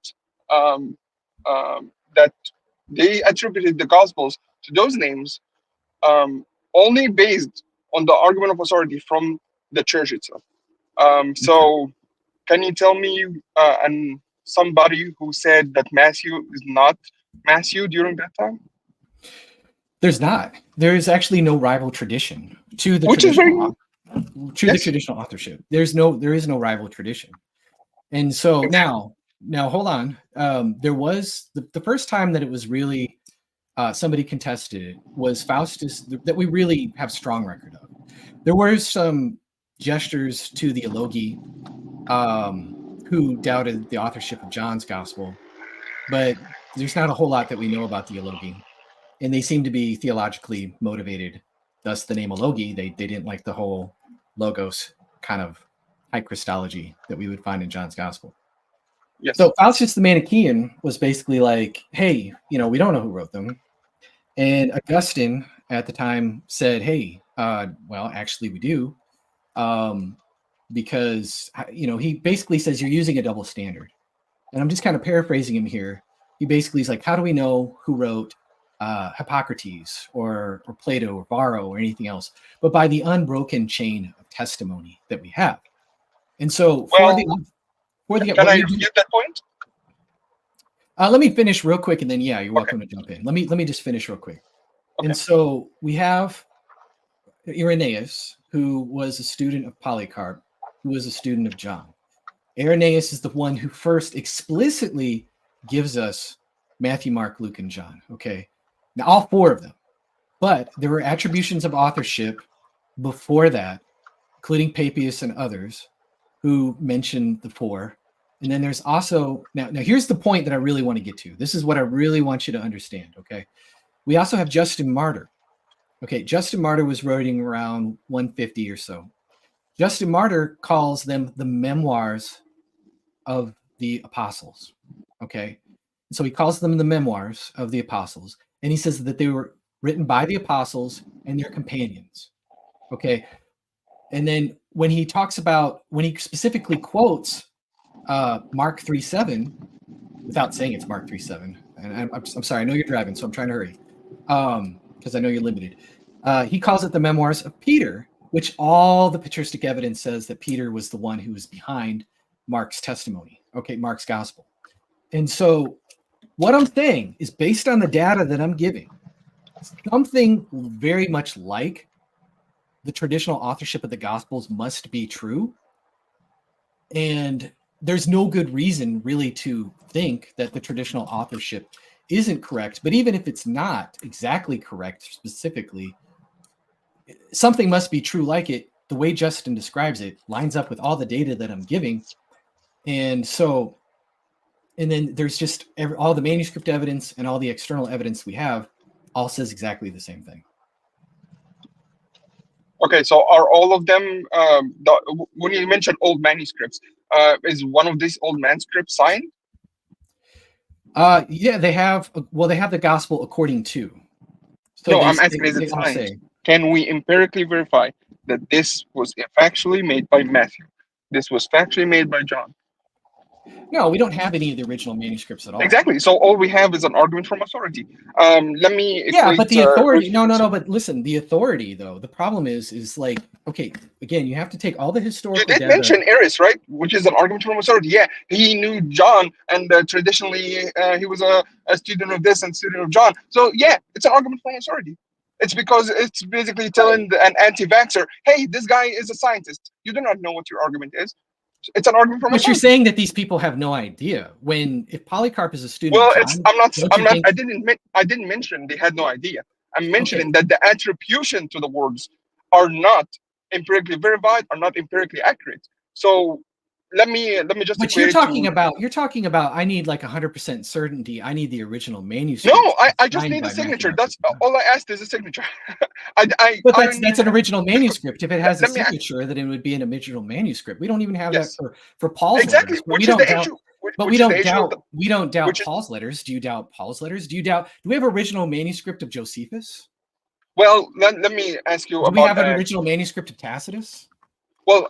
That's what I'm Okay, so trying why to are tell you you. using a double We standard? are not. You see, we can easily go with the science, or we can easily go with This isn't science. This is history. no. Yeah, well, it has some scientific message to it. We attribute So how something do to we? this person How until proven otherwise. do I But have a your Quran argument, manuscript signed by Muhammad? well, here's what I want to talk about. Here's what I want to talk Do about. I have a Quran manuscript signed by Yes, Muhammad? yes. Let me refute this. So your gospels, the four gospels, are written in the same exact way and the same exact position, the same exact tradition as the Hadith, which is a separate book that attributed basically, Muhammad has like 100,000 gospels, and each of these gospels talked, and they talked to somebody else and taught this to somebody else until So are somebody you like Quran only? yes, I'm a Quranist. Okay. So my whole idea is the whole gospel, the four gospel, has the same exact message and the same exact tradition and the same exact argument from authority as the Hadith. And in the Okay. Hadith, there is multiple refutations that we can easily look at and say, oh, this is the Hadith. Well, it's actually daif, which is basically weak. This way, it's very strong. Why it's very strong? Because 23 people said it. Well, and the same thing as I can say at the Bible and at the whole multiple councils of I see. Yeah. No, I mean, let me just finish this I quick. understand. Yeah, go ahead. Let me just finish real quick. Yeah, sure. So Go ahead. the canonized Bibles, I can say that was the whole multiple councils that was made that they said, well, Judas is not in the canonized Bible. No, this gospel is not. This gospel from Ethiopia is not in the Bible. Those all are arguments from authority, and all of these are made by maximum 13 people, 23 people, 400, even 1,000, as we have in the Hadith. It's all the same. It's just I can input 32 people in that whole process and influence any word that I need. Right, but this is the point that you're missing, and this is the point that I made earlier. Is this isn't just like a barefaced argument from authorities? So and Aisha narrated that the prophet said, yada yada It's yada. equated to a Hadith. Yes, it's Right. no, it's gullible, and that's what I'm saying. You That's gotta my argument. you gotta let me finish, okay? Yes, But I'm sorry. it's not gullible because before we had the attributions through Irenaeus, or Clement of Alexandria. Okay, think about this. You're comparing apples with oranges because all of these people are in Arabia, basically. Correct me if I'm wrong. All of these people are basically from the same region. They're all talking to each other. Okay, Clement of Alexandria. Not particularly. Hold on. You got to let me finish. Okay. The Muratorian fragment is a Roman document. The Muratorian fragment is a Roman document that lists 3 out of the 4. Okay, or 2 out of the 4, but probably 3, and whatever. Okay, you have that. Okay, you have. Let me look this up real quick. I have my whole chart here. You have Clement of Alexandria. He mentions the 4. Irenaeus is in Lyon. Okay, Justin Martyr, he doesn't mention them by name, but he has a student named Tatian writing in 170 AD who writes a thing called the Diatessaron, which is through 4. In that, it's a harmony of the Gospels, right? It's got Matthew, Mark, Luke, and John in it. It starts with, in the beginning there was the Word, and the Word was God, and the Word was with God. Tatian's in Syria, okay? So then you have all the manuscript evidence that all backs it up. Most of it's from Egypt, okay? So I'm not just, I have geographically diverse information from people who are not necessarily all talking to each other. This isn't like one source, but everybody's just passing on the same information over and over. Tertullian says he's a lawyer, and he is in, I believe, Carthage, if I remember correctly. Tertullian says, listen, he's talking about Marcionism. Marcion had a mutilated Gospel of Luke that had no attribution of authorship on it. And Tertullian says, you coward, you weakling, you're weak, man. Sorry, that was my best Muhammad job. He basically chastises him and says, the apostolic churches, we don't do that. We don't, we have gospels who hold their necks up. They hold their head up high and they're saying, these are the authors. Okay. All of them have attribution. He's writing from a completely different spot. He's not dependent on Irenaeus for his information. And so, like, this isn't like that they don't know. And then again, going back to the whole point of the stream, this is what you have to refute. I'm showing you all kinds of details that show that this is looking really, really, really like eyewitness testimony. And the whole genre of modern historical fiction wasn't something that existed until hundreds of years later. And we do have apocryphal gospels that we can compare them to. They don't have this kind of eyewitness detail. So something like the traditional authorship, it probably is more true than not. And so just saying, well, we don't know who wrote them, still doesn't take away all the eyewitness testimony. And then we have nothing but unanimous attribution. And so Yes. it's just like, that's not going to overcome the problem and say we can't rely on these because we Yes, don't but let have me signatures of who wrote them. yes. So let me argue about this. You said the eyewitness says, well, hey, it's not signed, it's not, it's traditionally equipped. It's okay. We still have eyewitnesses. Well, I can also argue that one of the Paul letters mentioned 500 people saw eyewitnesses that Jesus rose from the dead. It doesn't attribute him to a God. Okay, Let's just say worst case scenario that he was raised from the dead. He was raised from the dead. 500 people saw it. How do you get that to a God? You see, you can't equate. You can't use a ruler. I call it a small ruler to equate on everything that you can ever measure. Okay, so who are the 500? Well, I'm not saying it's only one Do witness. we The know who they are? 500. Do we know who they are? No, we don't. Okay, so But I'm already granting it to you. right. I'm already granting. I'm saying no. that you can't use this argument to say yes. We have Yes. eyewitnesses. Then Yes, I can. Yes, I can. And here's why. Here's why. So hear me out. So if the Gospels go back to the apostles, okay, what their testimony was. Okay, with the 500, I will agree with you, and maybe you will respect this. I will agree with you that I wouldn't sit there if I was trying to do apologetics on the street and convince you to be a Christian, that Paul said that 500 people saw the risen Jesus, therefore Jesus rose from the dead. I'm not going to say that, okay? Because I don't know what the appearance was like to the 500. I don't know, what did they see? Did they shake his hand? What was it like? Paul just mentioned something in passing. It's about as convincing to me as you going to Quran Surah 54 and saying Muhammad split the moon. Well, who saw it? Oh no! Like? How long? Don't get sidetracked. Yes, I'm sorry. Let me finish my point. And so the point is I'm not using that. What I'm saying is these Gospels show themselves over and over and over again to be habitually truthful, well-informed, and close up to the facts. The best explanation for that is that what they're recording goes back to what the original eyewitnesses claim. Then you look at the context of their claim. You look at the content of their claim. Well, the claim isn't just we saw Jesus for like 5 seconds and we were pretty sure it's him. No, the content of their claim is they touched him, they ate with him, they handled him, they saw him in groups, that his tomb was empty, that these were not mistakable, fuzzy accounts that one could easily be like confused about. They weren't brief episodes. They were over time. It was over a period of 40 days. And then the content or the context of their claim is that they made the claim that he was raised from the dead in the face of danger. They were confronting the people who crucified him over it. They knew that this was going to get them in hot water. They knew they were arrested. They were beaten. They were threatened over and over and over again. That some of them died. One of them wasn't an eyewitness to Jesus, but was stoned. That's like a warning shot. Like, we stoned this guy. What's going to keep us from stoning the next guy? James was killed. Peter was arrested. And and again, in my last stream, I made a long argument why Acts is trustworthy historically. And so the content of their claim is, they can't be mistaken. The context of their claim, it's unlikely that they're lying.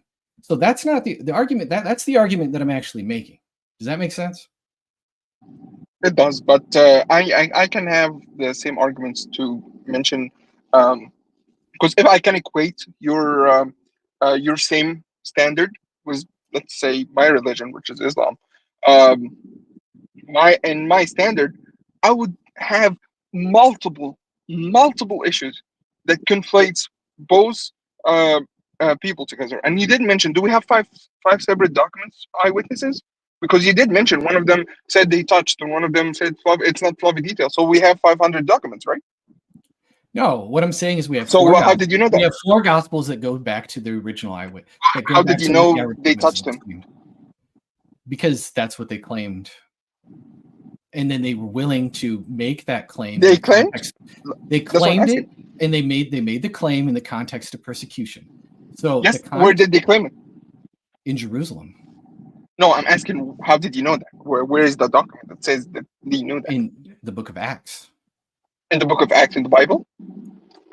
The book of Acts, that is in my last stream that I talked about, is a very highly the book of Acts. Historically corroborated document. Yes, but you should go back and watch it. Yes, I'll go watch it. Like I said, my whole idea is you can equate that Jesus rose from the dead from 500 separate witnesses. And but I'm not saying that. That's not the argument that I'm making, though. Yes, I'm just saying that Jesus being a zombie is more plausible than him being a god because of that eyewitness. So I'm using the same standard to say that this standard is factually okay. So hold on. Your Quran says that he raised people from the dead. Your Quran says that he opened blind eyes. Your Quran says that he breathed life into clay birds and they flew. But he's more likely that he's a zombie than he's actually resurrected from the dead. Are you serious right now? No, I'm talking about your claim. But we say it's through the Spirit of God. He's not God. We're not saying we say it's through the Spirit of God. Why not? I understand the theological difference. Difference, but I don't. Why should I trust your book to give me historically credible information? I mean, if people saw in the Quran, let's say during Jerusalem time, that he raised from the dead, they're more likely to say that he's God. But what I'm saying, this is not trustable.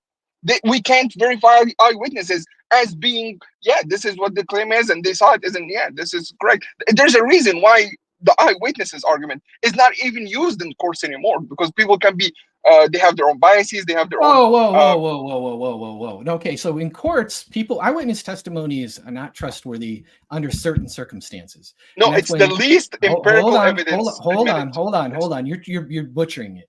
You're butchering it. I'm going to show you why. Eyewitness testimony, you can look it up yourself. You can look it up from lawyers. You can look it up. Is not reliable under certain conditions. And that is when there is danger, when there is a weapon present, when the lighting is poor, and when there's transracial identification. That's just a fact. Look it up. Okay. And so if you don't trust me, look it up. That's what it is. Normally, we trust eyewitness testimony all the time. I guarantee you, if you had a friend or a teacher that you spent 3 years with, you could determine if you saw him again after not seeing him for a few days, you would be able to recognize him.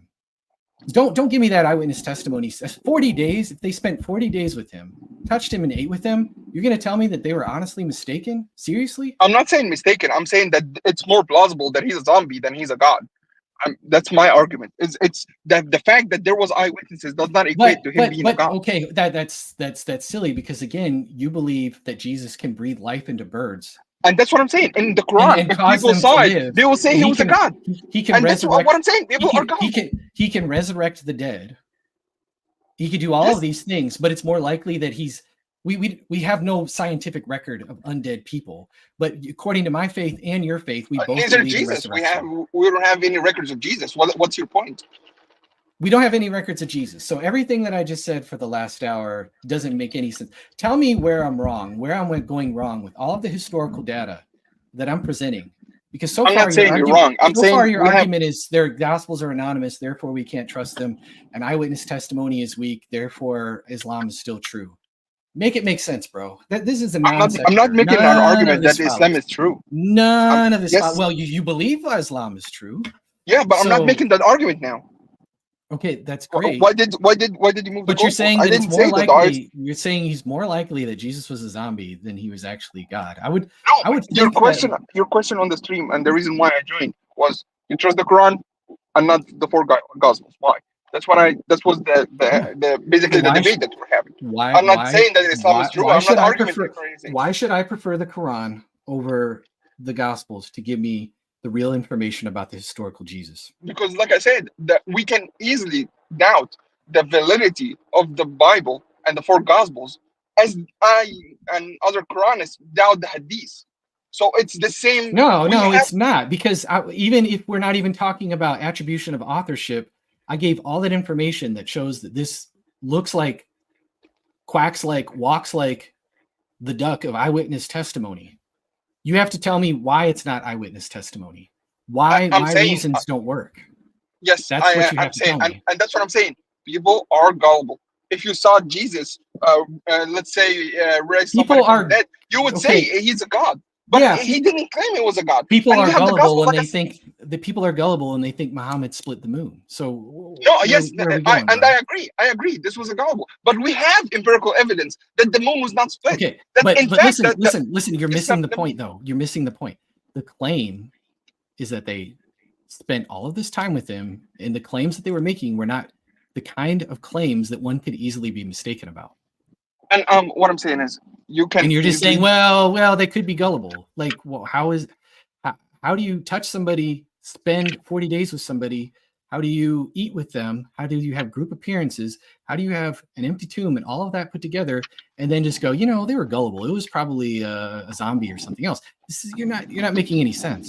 No, I'm not making that argument. What I'm making is they can know he was Jesus, but I'm saying that they equate that what happened as resurrected is equal God is gullible, and that's what I'm saying. In the Quran, we have that. So explain how. Let me just answer the moon splitting thing.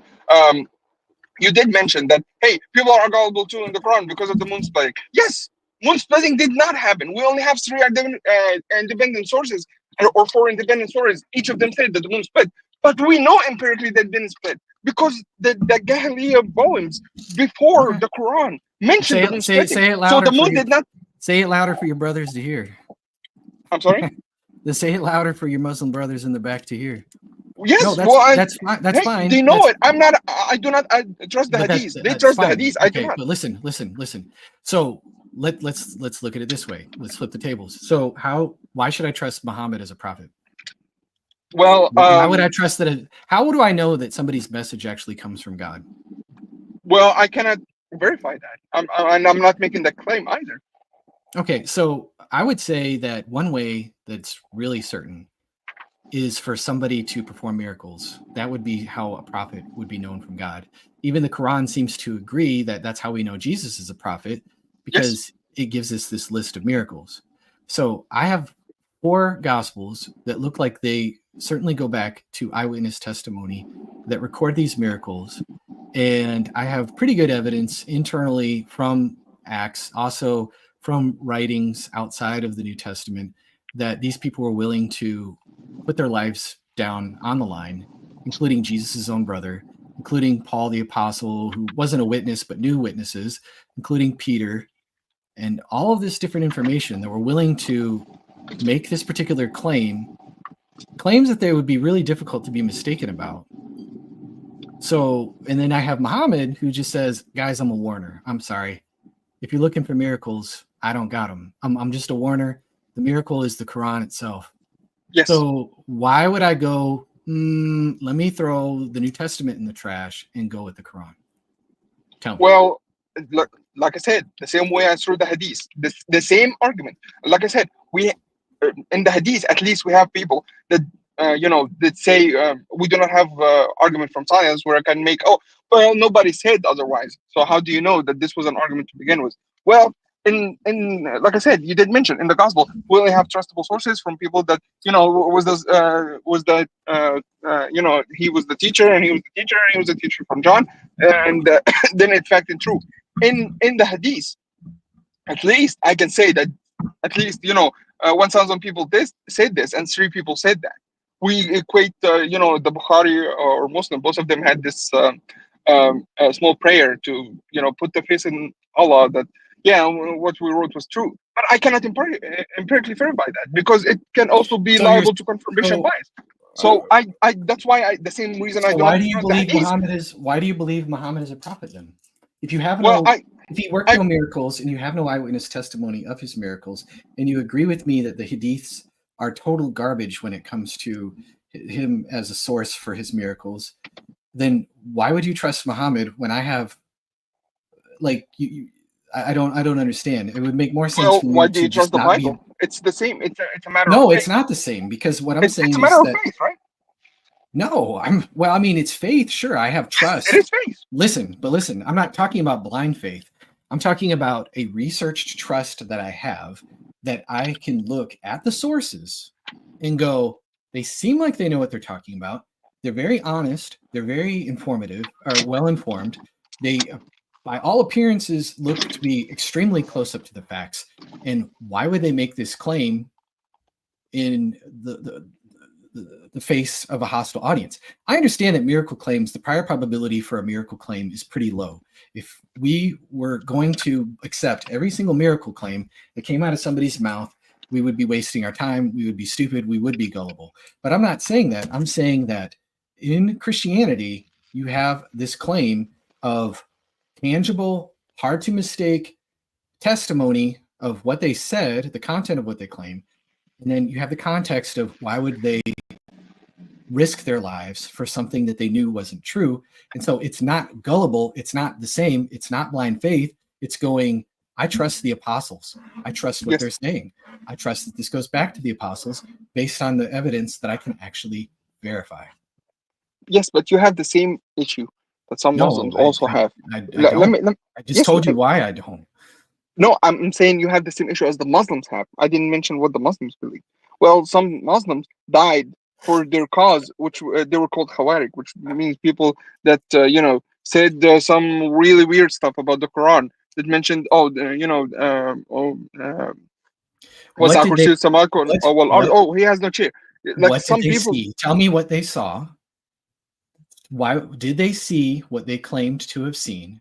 Did they? No, but they made the same. What was their experience like? But what was their?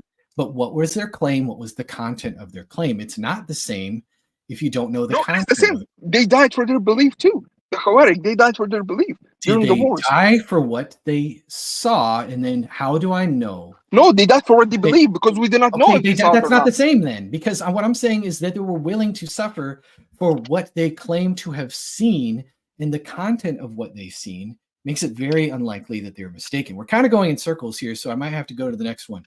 But you understand? I already arrived. I was just waiting. Yeah. No, I appreciate it. I appreciate you're respectful. You can come up anytime, bro. I appreciate you, and I appreciate that you like the spirited back and forth, and you're chill about it. You're not taking it personal. So, but yeah, no, I appreciate you coming up. So I'm gonna just leave you with one thought, and then I'll let you go. It's not this. Here's why I don't think it's the same. If you want to have last word, that's fine. Content of the claim tells us if they're rational or not. I understand the context of they believed something really strongly.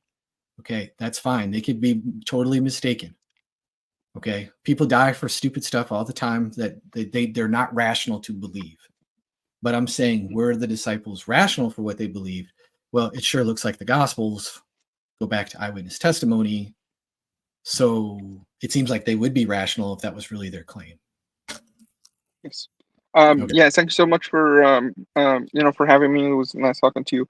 And like I said, my whole issue is the same fact as the Hadith is the same fact that I argue against the Gospel. So if I have the same validity between them, why would I believe the Bible when I'm not already doubting the Hadith that has at least arguments from silence? And that was my whole argument. Thank you so much for having me. Yeah. Thanks for coming up, bro. I appreciate that you think the Hadiths are garbage as I do. And so I think we agree. I just think that the testimony is different, and I hope you go back and watch some of my videos, try to catch it. There's a lot of short ones on there. If you don't agree at the end of the day, you don't agree. I understand, but yeah, peace, man. Thanks for I looked at your videos. It was really nice. Thank you. Okay. All right. Yeah. Take care, bro. All right. Let's see if we got somebody else. Oh, Modern Atheism. I've seen him in the comments before. Hi. Hey, buddy. What's going on? All good, and you? Good. Appreciate you coming up. So remember, we got to be on topic. No Yes. tangents. And we're talking. I mean, you've seen this stuff before. I'm pretty sure you have. So, Yeah, of course. all right. So, what you got? So I think the main reason why people or skeptics will reject the Gospels is obviously the supernatural claims, the miracles part, right? And let me tell you this: if a guy came to me right now and told me, "Hey, I just saw a guy levitating," I obviously will not believe him. It doesn't matter how detailed his testimony is. It nobody will believe him really, because what he's claiming, okay, is a supernatural thing. Yeah. No, I don't mean to cut you off. Basically what you're saying, just to make sure that I'm on the same page with you, I didn't mean to cut you off. I apologize. Yeah. Is you're just saying like miracle claims, the testimony of miracle claims is just like too extraordinary kind of to believe. Is that correct? Yes, that's basically the main thing. Okay. So how would you know if you're wrong? How would you know if a miracle did happen in history? Well, if it did happen in history, like a long time ago, is basically beyond my ability to know it, and it just so you I couldn't will be wrong, I guess. So you couldn't know if a miracle ever happened in the past? I mean, how will I know if the other guy had actually levitated? How will I know if I'm wrong? Right. So I would say that what we do is we look at the quality of their testimony, and like I was saying to the other guy. Yeah. So we look at the quality of their testimony. Are they close up to the facts? Are they habitually truthful? Are they, well informed? Okay, so we evaluate that testimony, and then we go, okay, so they seem to. So what did they claim? They claimed something supernatural. Okay. Well, automatically you should go, my defenses are up. I don't know if I believe that. So we should ask, what is the content of their claim? Could they have just been honestly mistaken? Because in any kind of situation, when anybody's giving you any kind of testimony, there are basically three options. They're lying, yes, or they're honestly mistaken, or they're telling the truth, right? Sure. And so what we do by the content of their claims is we go, okay, could they honestly be mistaken about this? And in the Gospels, as I said with the other guy, I know you were listening, so I won't rehearse it all. It doesn't seem like that is something that you could easily be mistaken about. And then in the context that they were willing to risk their lives, I'm not making a hard claim that they all died martyrs. I'm saying it's so that would overcome the low prior probability. Yes, yes, I agree.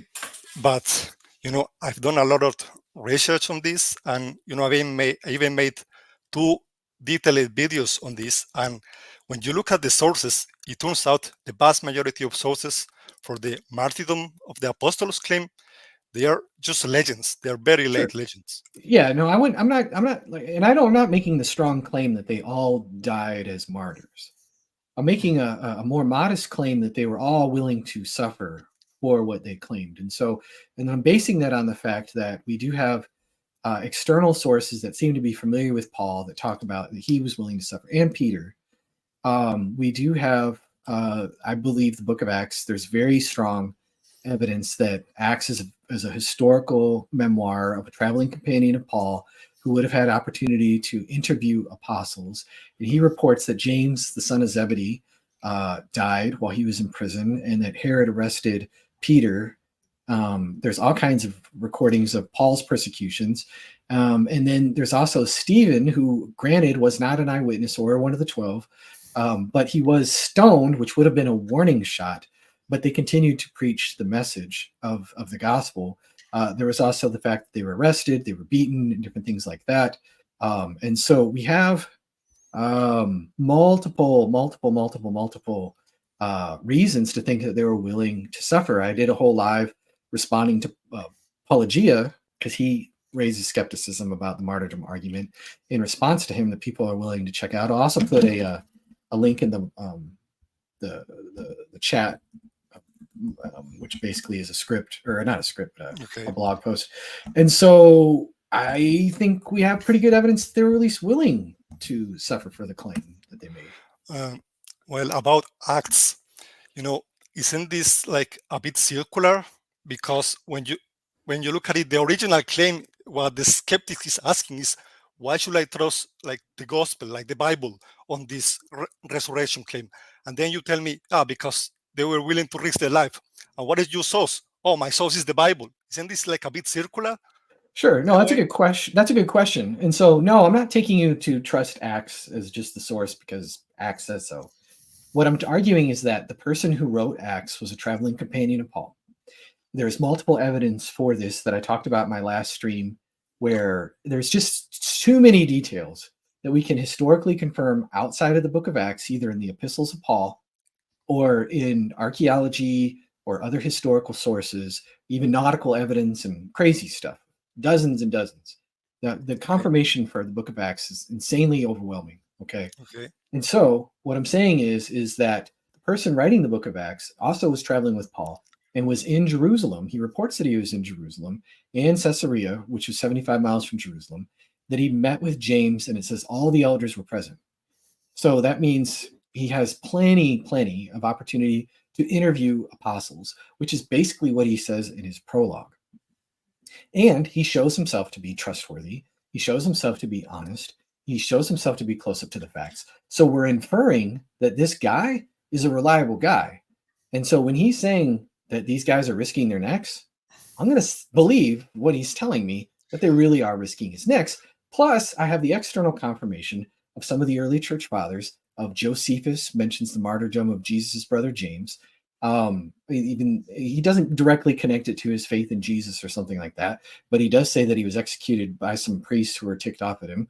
So one can readily infer that, and all that other stuff. So you have the church fathers, you have all this stuff coming together to build. All the evidence points in the direction that I'm talking about, and none of the evidence says that they just like ran away and recanted or or any of that kind of stuff.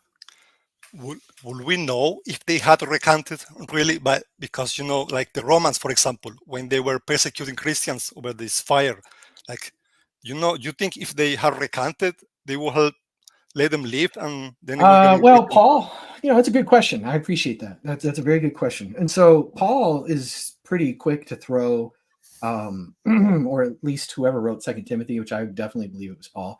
He throws. What was the guy's name? He throws him under the bus. He says that he left me. Demas has forsaken me. Okay. They readily throw Judas under the bus because of his failures and shortcomings. Paul makes no qualms mentioning some of the hypocrisy that Peter did in Galatians. And we see just kind of over and over, there's the whole fight over Mark not being willing. Mark, who ends up becoming a gospel writer, was unwilling to go on a missionary journey because there was too much persecution, and Barnabas and Paul parted ways over this. So the early church, it fully admits to a lot of embarrassing kind of things. And I don't think that just because we don't have a record of somebody in the courtroom while the executioner has the sword to their throat, that that we don't have good enough evidence. Again, we can make a pretty strong inference that it's more probable than on the hypothesis that they were willing to suffer than the hypothesis that they weren't, that we're justified in going, this is pretty solid evidence. Well, I was there is this scholar called George Fox. I was reading about this topic for this video I told you, and some scholars have said that the persecution of the early church has been exaggerated to some degree in the book of Acts. I wouldn't say, but that's a scholar, and so you have to give me his actual arguments against why I should not trust Acts. Yes, but for example, in Acts, when they arrest Peter, you know what happens right after, right? An angel appears in prison because they had Peter with like 16 soldiers, and he just miraculously saved Peter he breaks him out of prison. So if you're going to say we can trust the resurrection because of Acts, why don't you just say, here, we know that angels exist because of what Acts says. May as well just take Acts face value and claim, here, angels exist. He broke Peter out of jail, and that's it. Right. Well, again, you're just kind of going back to, there's a supernatural claim, therefore this is unreliable. And I'm Yeah. saying, yeah, but we have high quality testimony and we have all this other stuff. And so, sure, yeah, it's a story that might make you raise your eyebrow. But like, if it's possible that God exists, then that's not really all that implausible.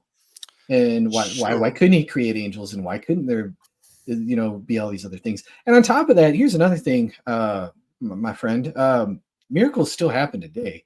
We have good records of miracles that happen today. I've done a whole stream that you can go back to where I give 7 documented cases of things that are absolutely medically impossible by strict criteria that still happen today. And so this isn't like a case of like God was really helpful back in the day 2000 years ago, but now we're not seeing these things anymore. In the context of the world that we live in right now, miracles, I'm not saying they happen like all the time, but we do have credible testimony. If you want, I can give you some examples. Yeah, sure. I will look at it. You want to? Let me give you one right now, real quick. Yeah, okay. Hold on a second. Hold on. Hold on. All right, I see 3 of you backstage. I appreciate your patience. I'm probably gonna. Yeah, we got some time, so don't go if you make sure you're a Muslim or a non-believer, like my friend here. Don't go away, because I will do my best to get to you. So let's see. Going boomer here. Press the wrong button. May I say something while you look for it? No, I'm gonna have it in like a second. But yeah, I mean, if you want to say something, go ahead. I might be slightly distracted. Yeah. So yeah, I was. There was this video on Paologia with Bart Ehrman a while ago. Oh, he said, "Okay, go ahead." I'm just kidding. He said just because we can confirm 60% of a story doesn't necessarily mean that the rest of the 40% happened. Yeah. No, I saw that video. Bart's bad at philosophy. Okay, so we look at documents. He's looking at them. I can't bring the slides up, unfortunately, so I'm just gonna have to give you verbally because I got too many people backstage. Sure, you guys don't have to leave those, so don't worry. I will look at it later. Your videos. Yeah. So Bart is mistaken here, and so he's looking at the documents from a criteriological approach. So Bart is basically like, well, if I can verify this here and I can verify this here using, like, say, the criterion of embarrassment or the criteria of dissimilarity or the different things that historical Jesus scholars use, then I'll accept it. But if it doesn't meet that criteria, I won't. And unfortunately, a lot of Christian apologists fall into this bad habit too. And what I'm saying is that that's a goofy way to look at something. If I tell you the truth over and over and over and over and over and over and over and over and over again, you don't have to externally verify everything that I'm giving you every single time. You just start going, oh, I trust this guy. Historians even, and Lydia McGrew has an excellent video on this that I recommend to you, where it's like they use whole document reliability.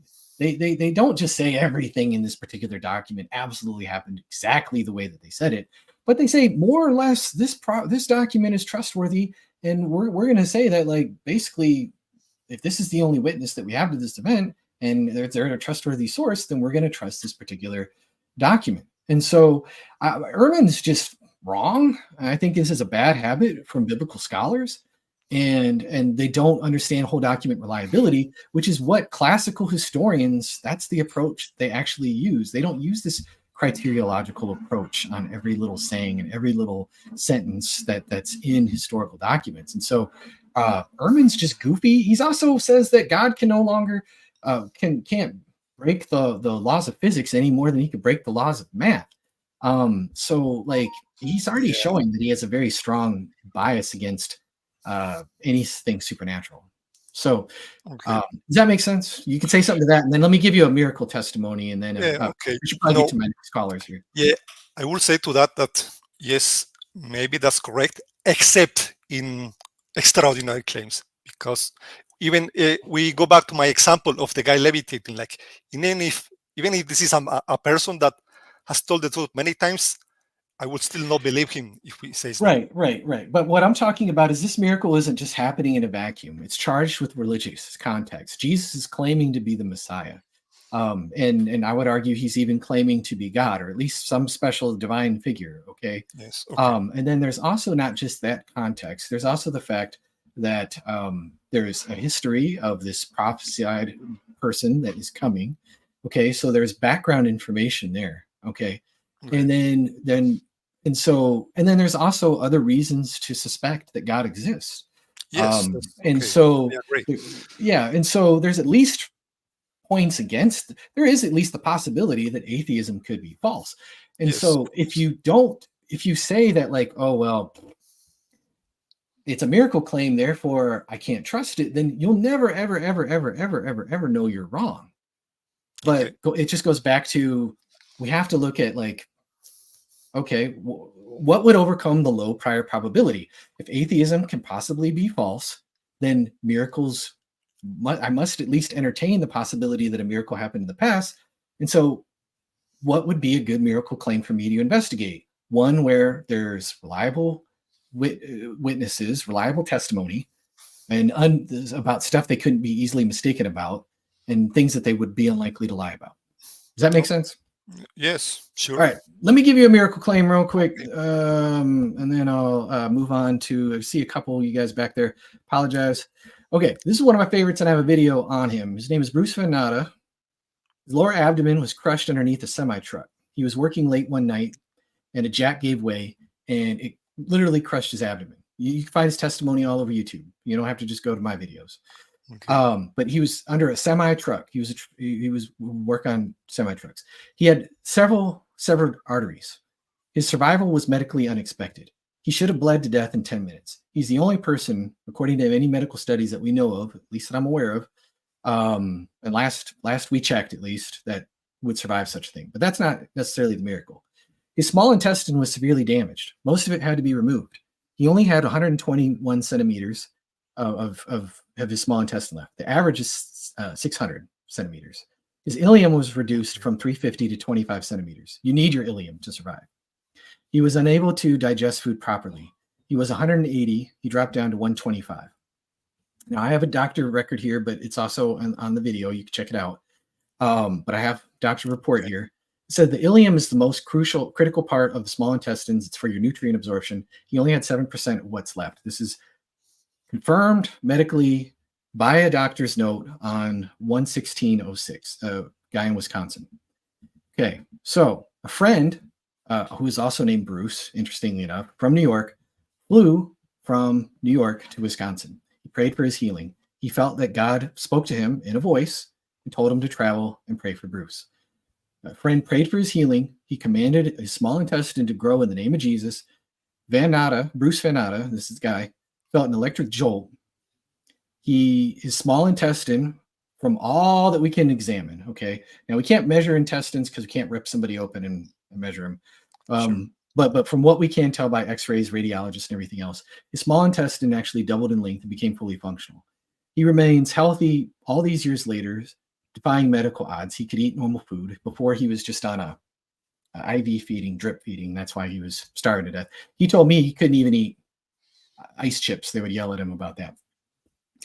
And so here's a guy prayed for, basically an amputee, doesn't have all of his intestines. By all measures, he's regrown a significant amount of his intestines, more than enough for him to survive on. And he's alive today and can eat food. Now, he also prayed for another person. This guy, he's since gone into ministry, was sharing his testimony at a church, prayed for a guy by the name of Chris Gunderson, who you can watch on my friend Dan's channel, Exploring Reality, had a paralyzed stomach when he was 2 weeks old and needed feeding tubes, and he had limbs added to his stomach. He couldn't even eat food. He had to eat through a feeding thing in his stomach, had inadequate nutrition, would pass out all the time as a teenager, was prayed for. He also felt an electric jolt. He started eating normal food and was able to digest it. And his primary care physician and his gastroenterologist couldn't explain it. They finally, after 4 months, because they wanted to make sure that he was fine, removed his feeding tubes. This can't be psychosomatic because this was a disease that he had when he was 4 months old, or 4 days, or I don't know, a few days old.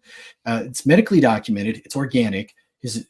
Both of these illnesses showed no prior improvement before the healing. They're permanent things that you just can't be healed from, but their healings have been permanent. They're instantaneous, they're complete and spontaneous. And so these things actually do happen. And so it's like, if I don't think that we should throw out this testimony just because it's miraculous. So what's stopping it from happening in history? Does that make sense? Yeah, I guess it makes sense. Sure. Thanks for sharing. Very interesting. Yes. Okay. Yeah. So check it out. I appreciate you coming on, bro. Sure. Thank you for having me. Okay.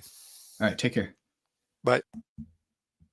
All right. All right. So I didn't know we were going to talk about miracles today, but hopefully you guys found that helpful. Go back. I did it live a while ago. Let's see. Got a couple people back. East Slim, you were the one who actually showed yourself on camera real quick. So can you give me a thumbs up and tell me you're not a Muslim, or put something in the live chat? Thumbs up. All right. Or that you are a Muslim, whatever, not a Christian. All right. What's up, brother? What you got for me? Oh, no, man. I just wanted to give you a quick shout out, because I was Muslim. I had converted back when I was like 18 years old and stuff. And, I was following the faith and all that. But then out of nowhere, your video started popping up on my feed. And, like I just, again, a lot of stuff just started making sense. And then looking into the Bible and actually reading it for myself. And then it's like, like there's a lot of holes in the Quran where it's like you can't, like, using your actual logic and, just all your faculties, like, like it doesn't make sense. Yeah. So awesome. Like I said, so you just came to give a quick testimony then? Yeah. Hey, well, praise God, brother. That's awesome. I'm glad that my videos came across your feed and God providentially ordered that. And no, I appreciate that. Appreciate that, man. So yeah, praise God. Glory to God. This last Sunday was my first time going to church, and I'm going to church this Really? Sunday, Yeah, and I used to live in California, and now I live in South Carolina. So it's Did you say California? Yeah. It's true. That's very true, man. Very true. Yeah. Well, I'm glad you escaped while you still can. So. And then, like I said, I just recently came to Christ, and again, just like I said, out of nowhere, I was just getting bombarded with all these messages about Jesus Christ, and then again, I'm like, I had to look into it, and like I said, you judge people by their character, and when you actually look into the character of Muhammad, you know what I mean? I in good sense, nobody in good sense, could say the things he did were, like, we're okay. You judge a man by his deeds, not by what he says. And, he might say pretty things, but what's he actually doing? And, they say they follow the commandments, but then it's like, they, in their book, it'll say to kill Christians and Jews, you know what I mean? So but it's a lot of bad fruit from my perspective, for sure, man. So, yeah. Well, hey, God bless you, bro. I appreciate you coming up and sharing that testimony. Praise God. Yeah. Praise Jesus. All right. Take care, bro. You too. Yep. All right. Hey, well, that's all right. That's all right. I do want non-Christians only, but that's okay. That's okay. I appreciate a quick testimony like that. That was all right. That blessed me. So thank you so much, brother, for coming up and sharing that. I appreciate it. God bless you. And may God lead you. It sounds like you're going to a good church. And so just pray that you are just equipped with everything to do his will, and that God works in you both to will and do of his good pleasure, just like it says in Hebrews. So praise the Lord. Enderman, if you could go into the live chat, you have to confirm that you are a Muslim or non-Christian, or turn on your camera for just a second and give me a quick thumbs up. And we'll give you a moment.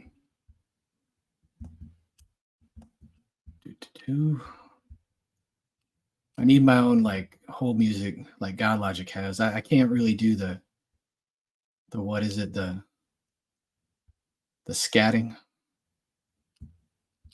Skibbity riz, brother. Let's see. Go to some super chats real quick. How could the apostles afford scribes? Well, it seems to me like Tertius, right? He just kind of jumps in the middle of Paul's letter and he's like, hey, greetings, guys. And Paul repeatedly had scribes with him. So I think if there is a message that is important enough, you're going to go out of your way, make a collection, pay for scribes. Paul writes to letters admonishing rich Christians. Why not think that rich Christians could have been helping pay for scribes? There's also the fact that some of them just could have had people. They could have been people of means, and so there's no reason to think that they were all just like living in abject poverty. I think that's just kind of a presupposition that we bring to the text. I'm not saying they were multimillionaires, but like Peter had a pretty decent fishing business that he left. So I don't think that like he was like always poor in his life. Matthew was a tax collector. I know that they left these things. But like we saw that they had a disciple, Jesus had disciples, female disciples in Luke 8 that were help supporting him in the ministry, including Joanna, the wife of Huza, which was Herod's household manager. And so they had somebody, people that could pay for these things. So I don't really have like a problem thinking that it's implausible, especially when we know for sure that Paul had them. There's no reason to think that the gospel writers could not have them there. So, all right. Thank you for the super chat. I appreciate that. Enderman, if you're there. Oh, I see Aladine. I'm probably butchering your name, bro. We talked last week. So if you're there, say something in the chat if you're still around. You are an insomniac, my friend. I know it's late where you're at. So just verify that you're still there, and I'd be happy to bring you up. He may have fallen asleep. I don't know. Because I forget where he's at, but I know it's late where he's at. We talked last week. He was a nice, respectful fella. There he is. All right. Hello, my friend. You're muted. There you are. Hey, Eric, totally jahil. No, today is not totally jahil. I'm sorry. Yeah, it's Eric's perspective today because I guess I had a response video from Miss Bobby's perspective, and so I'm just kind of being tongue-in-cheek there, and so. So I want to call you totally jahil today. So no need for that today. Nah, be jahil on every other day. It's 1 a.m. here. Anyway, first of all, I'm still waiting for you to do the topic that I hope that we can do. Deity of Jesus Christ, so I can join you again and we'll discuss about the topic. Oh, sure. Whenever you come, we can do it. So I hope that we can do it soon, so I can join you and we can have a long, good, quiet conversation about the Deity of Jesus Christ. Still waiting for you to pop up with that topic. Sure, man. Sure. Yeah, the topic of your stream here, Muslims. That's me. I'm one of the Muslims. Why do you reject the four gospels? Lovely topic. So you're talking about Matthew, Mark, Luke, and John, I suppose. Yes, sir. Okay. Well, let us start with Matthew. How about that? Okay. So I'll tell you what I know about Matthew first, if you don't mind, make it short. Can you first tell me how many times Matthew was mentioned in the Bible, please? By name? Off the top of my head? I don't know off the top of my head. He's mentioned in chapter 9. No. So how many times he was mentioned in the Bible? Yeah, I know he was mentioned once in 9:9. I'm aware of that. So okay. You don't know. He was off the top of my head quiz. No, I know he's mentioned when he lists the disciples in chapter 10. He was mentioned. He was Matthew in Matthew chapter 10 verse 3 and Matthew chapter 9 verse 9. In Mark, he's mentioned. He's referred to as Levi. No, I'm talking. Yeah, he's referred to Levi, but some of the scholars said that he was not the Levi. But so basically, when he lists the 12, and then when he refers to the calling, and then when it's listed the 12 again in Acts, he is mentioned, and that's about it. No. I'm talking about the book of Matthew. He was mentioned in the book of Matthew twice, in Matthew 10:3 and Matthew 9:9. So I will say something if you don't mind me, please. Yeah. Actually, Matthew relied in his gospel in the Gospel of Mark, as he transferred from Mark, I think 600 paragraphs up to 612 paragraphs of Mark, and he also relied on another document. I think you call it M. If you come to John Bertman Phillips, I am sure that you know him. Do you know him? J.B. Phillips. Yeah, he was the first one who translated the English, the most popular. Says in his introduction to the Gospel of Matthew, he said in the introduction, St. Matthew was quoting from the Gospel of St. Mark, and he was revising it, trying to arrive at better and more perfect conception of God. So now the question here. So he asked the question. J.B. Phillips asked the question, not me. He said, so if Matthew is the author of the Gospel of Matthew, how could he quote from Mark, who was 10 years old at the time of Christ? How could one of the 12 disciples quote from him?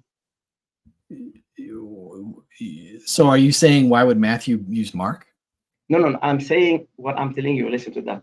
That's what J.B. Phillips says. I will repeat what he said when he translated Matthew. Sure. That's what he said exactly. Please listen to me. I hope that you are hearing me. Yeah, I'm hearing you. Okay. He said, J.B. Phillips says in his introduction to the Gospel of Matthew, which is available online, I think, Sure. Saint Matthew was quoting from the Gospel of Saint Mark, and he was revising it, trying to arrive at a better and more perfect conception of God. Now, he came with a question saying, so if Matthew is the author of the Gospel of Matthew, how could Matthew quote from Mark, who was 10 years old at the time of Christ? How could one how do we know that from him? How do we know about the age? I'm quoting from J.B. Phillips. I would just say then I would ask J.B. Phillips, he's not here with us. How would we know that he was that age? Where is he getting that information? What is the source for that? So you are telling me that J.B. Phillips was mistaken? Yeah, I don't have I have playlists where I argue against Bart Ehrman. I have arguments where I argue against all kinds of biblical scholars. No. I'm not talking here about Bart Ehrman. No, I'm talking here. You know who's J.B. Phillips? I'm aware. Yeah, he's the Phillips translation. Okay, very good. I don't know where he's getting that information. I don't think that it's correct. So you're not sure. So next time, inshallah, when I'll come, I hope that you have answer. Now let's go to the second point. Whoa! Hold on. So let me address something, because you did at least bring up. No, hold on. Let me answer something real quick though about the age. Please do. I said please do answer. I'm listening. Yes. So I don't have anything about the age because I've never heard of that before. Okay, I don't know where he's getting this information about the age, because we don't know how old Mark was. Mark appears in Acts, so he couldn't be that young. Okay, if he's in Acts traveling around with Paul, and Paul refers to him multiple times in his letters as somebody who's useful in the gospel to him, he can't just be some little kid. Okay, and Mark could have wrote his gospel later, and he's getting his information from Peter.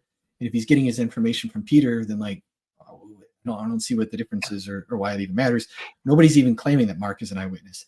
Second of all, as far as Mark using Matthew, because that is an actual objection that people bring up, I'm just going to quote to you another biblical scholar by the name of Brant Petre. He says it is important to note that many people who take the view that the Gospel of Mark was written first find it unbelievable that an eyewitness such as the Apostle Matthew would rely on or copy from a gospel written by a non-eyewitness such as Mark, but this isn't true. For one thing, there are good reasons to conclude that the Gospel of Mark is directly based on the eyewitness testimony of the Apostle Peter, who was both the leader of the 12 apostles and an eyewitness to much more than Jesus' ministry than the Apostle Matthew.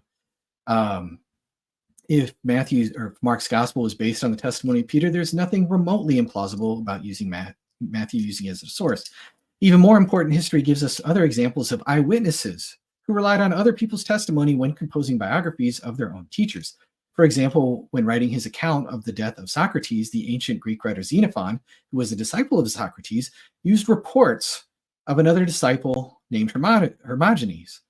The reason was that Xenophon was not present at the death and trial of Socrates, whereas Hermogenes was. I'm almost done. One last paragraph.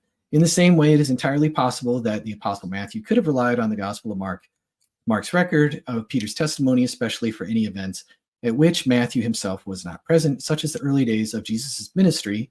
See Matthew 3 through 8, and the events of Jesus' passion and death, which Matthew did not witness because he fled. It's not as if all the apostles were witnesses to everything. And then also, in ancient times, if you have some person's information and it's from Peter's testimony, and you're looking for a template to use something, why not use it? And when Matthew wants to slip in information, you mentioned that he's editing it, right? Okay. So let me give you an example real quick. I don't mean to go on too long. So Matthew, or Mark's gospel, as I alluded to earlier in the stream, talks about John the Baptist, and it talks about Herod. And he talks about a question that Herod had, thinking that Jesus had miraculous powers and that maybe, how is this happening? Is he John the Baptist raised from the dead? And so Mark's version just says that Herod's asking this question. Matthew, whom you say is editing it for theological purposes, He says Herod said this to his servants. Well, how would we know that that Herod is talking to his servants? And why is Matthew adding that detail that's not in Mark? Why is he editing it? Why is he revising Mark there? They both tell the same story, but Matthew adds information and he says it's to his servants. Well, as I talked about earlier, Luke chapter 8, verse 3, we find out, but they're not even talking about the same story whatsoever, that Jesus had wealthy women followers who were supporting him, including Joanna, the wife of Chuza, which was Herod's household manager. So these two interlocking details tell us that, oh, that makes sense. That's how he would have heard this question. But Matthew adds this detail that's not in Mark. If he's just copying him and adding whatever he feels like adding because he's trying to correct him in theological motives, it seems to me like, no, the more correct understanding is like when he's editing him, he's adding his own perspective as he knows it and what he's seen. He's not just editing Mark because he doesn't like Mark. I have a whole video in response to James Chaber about that from a couple years ago that you could see on that as well. Okay, I'm done now. Sorry if I was a little long-winded there. No, it's okay. I don't like to interrupt you. I told you I'm talking to anybody. Sure. That's my answer. Yep. Now, okay. Now let's come to the second point. I was listening to you. I'll come to the second point. As I said, the Gospel of Matthew, the tax collector, mentioned the name of Matthew twice in the Gospel of Matthew, in Matthew 10:3 and Matthew 9:9, and did not indicate from near or far that he was the writer or the author of the Matthew Gospel. Okay. Yeah. Can I finish, please? So the Gospel of Matthew mentioned him among the 12 disciples, did not make him first or last. Then he spoke about his following of Christ, and he said in Matthew 9:9. So this is the one I want to read. In Matthew 9:9, you read, as Jesus passed on from there, he saw a man.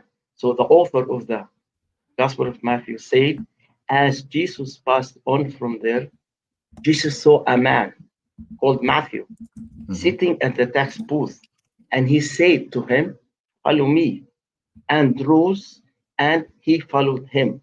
So the author of Matthew talking about Jesus seeing Matthew. And am I correct? Now, yes. The author of Matthew in Matthew 9:9, listen to this very carefully, used the third talking person style.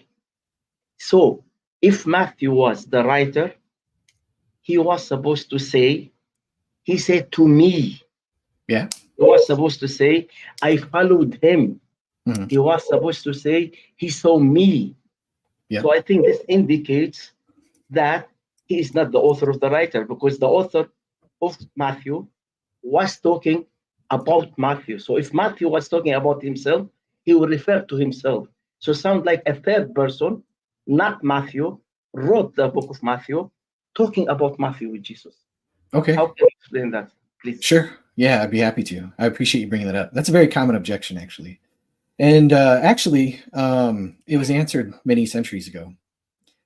And so it wasn't until the time of Augustine did anyone challenge the traditional authorship of the Gospels, as I mentioned with my other friend there. It was Faustus the Manichaean that we have on record.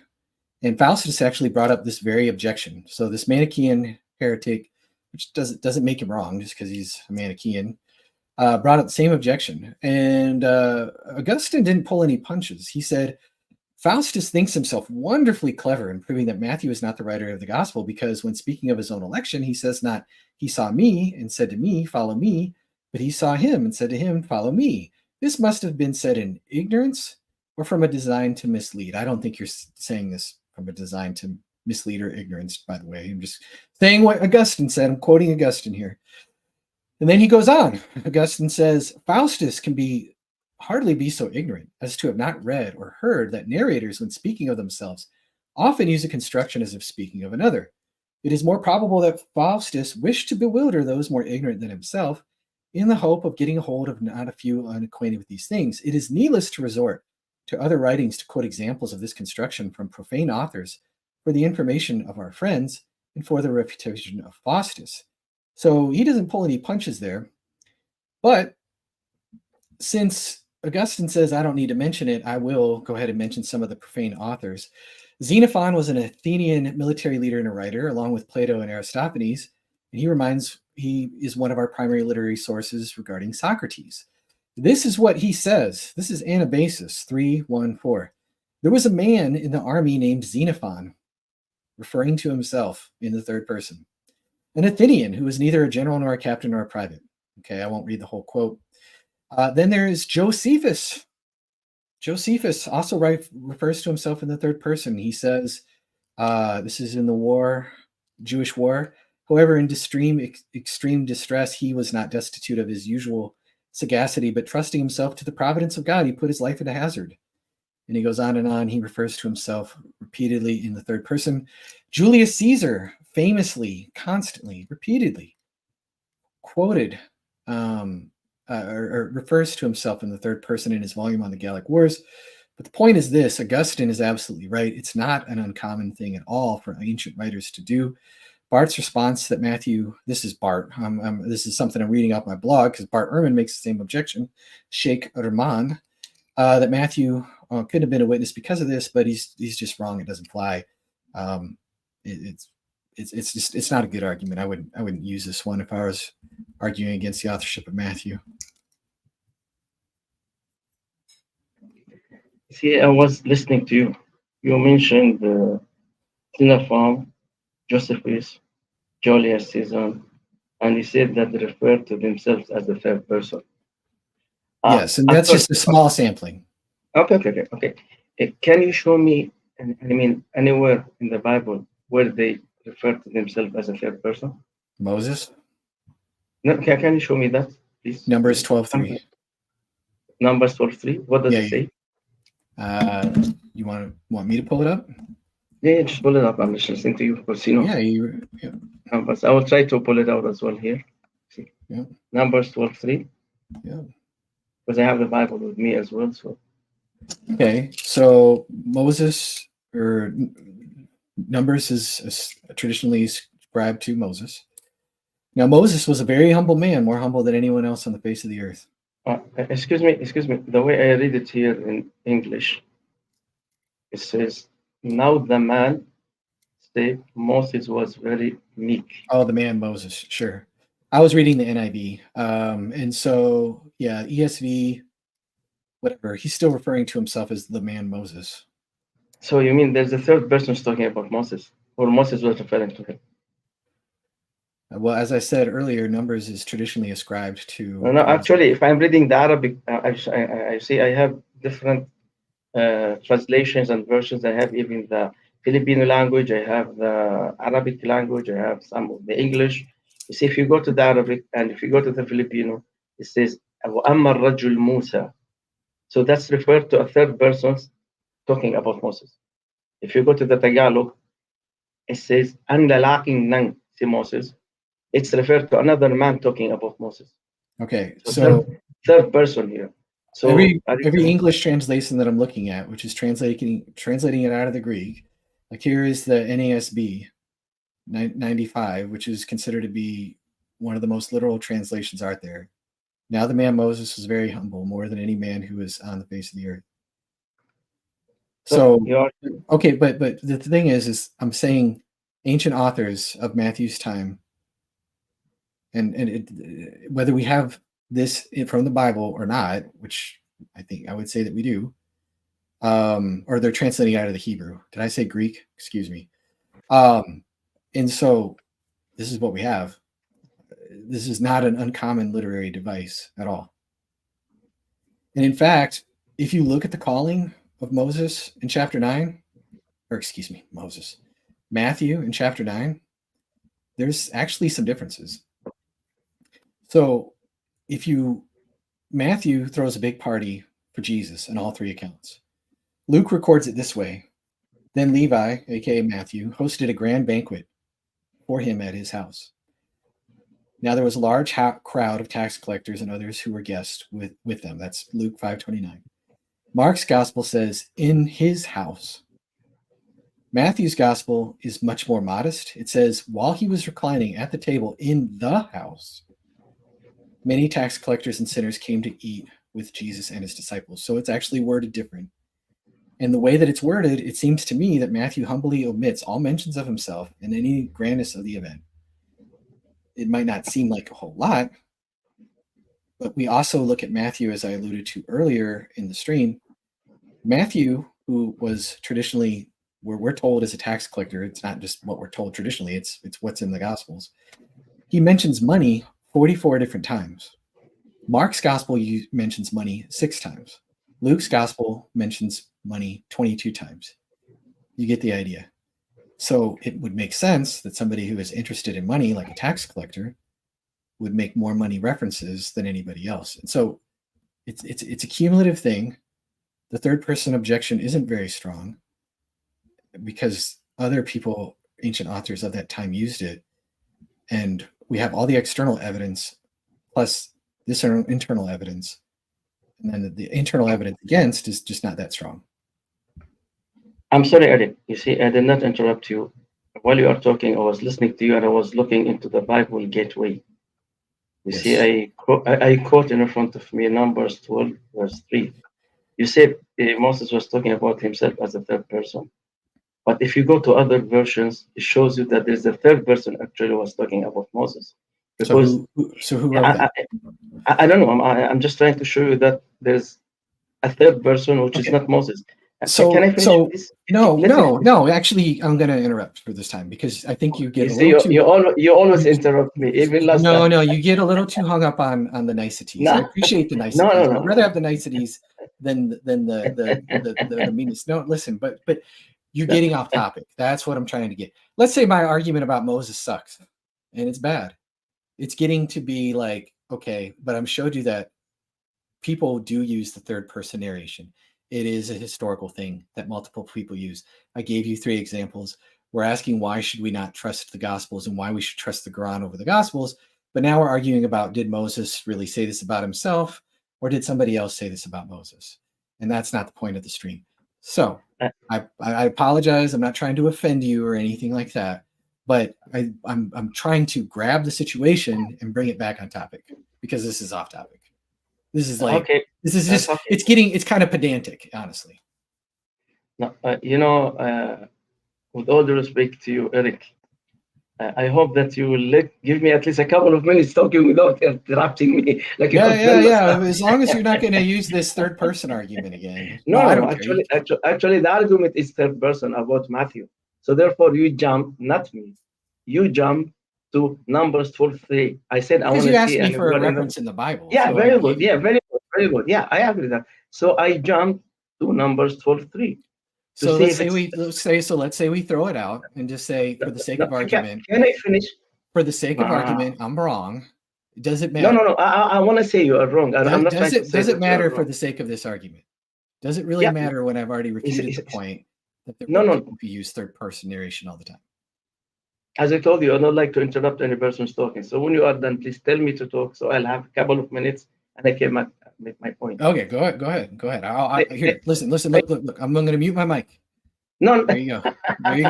Yeah. You cannot control yourself, so therefore you are mute your mic. No, I'm not asking you to mute your mic. That's your show, and I'm your guest, and I follow your rules.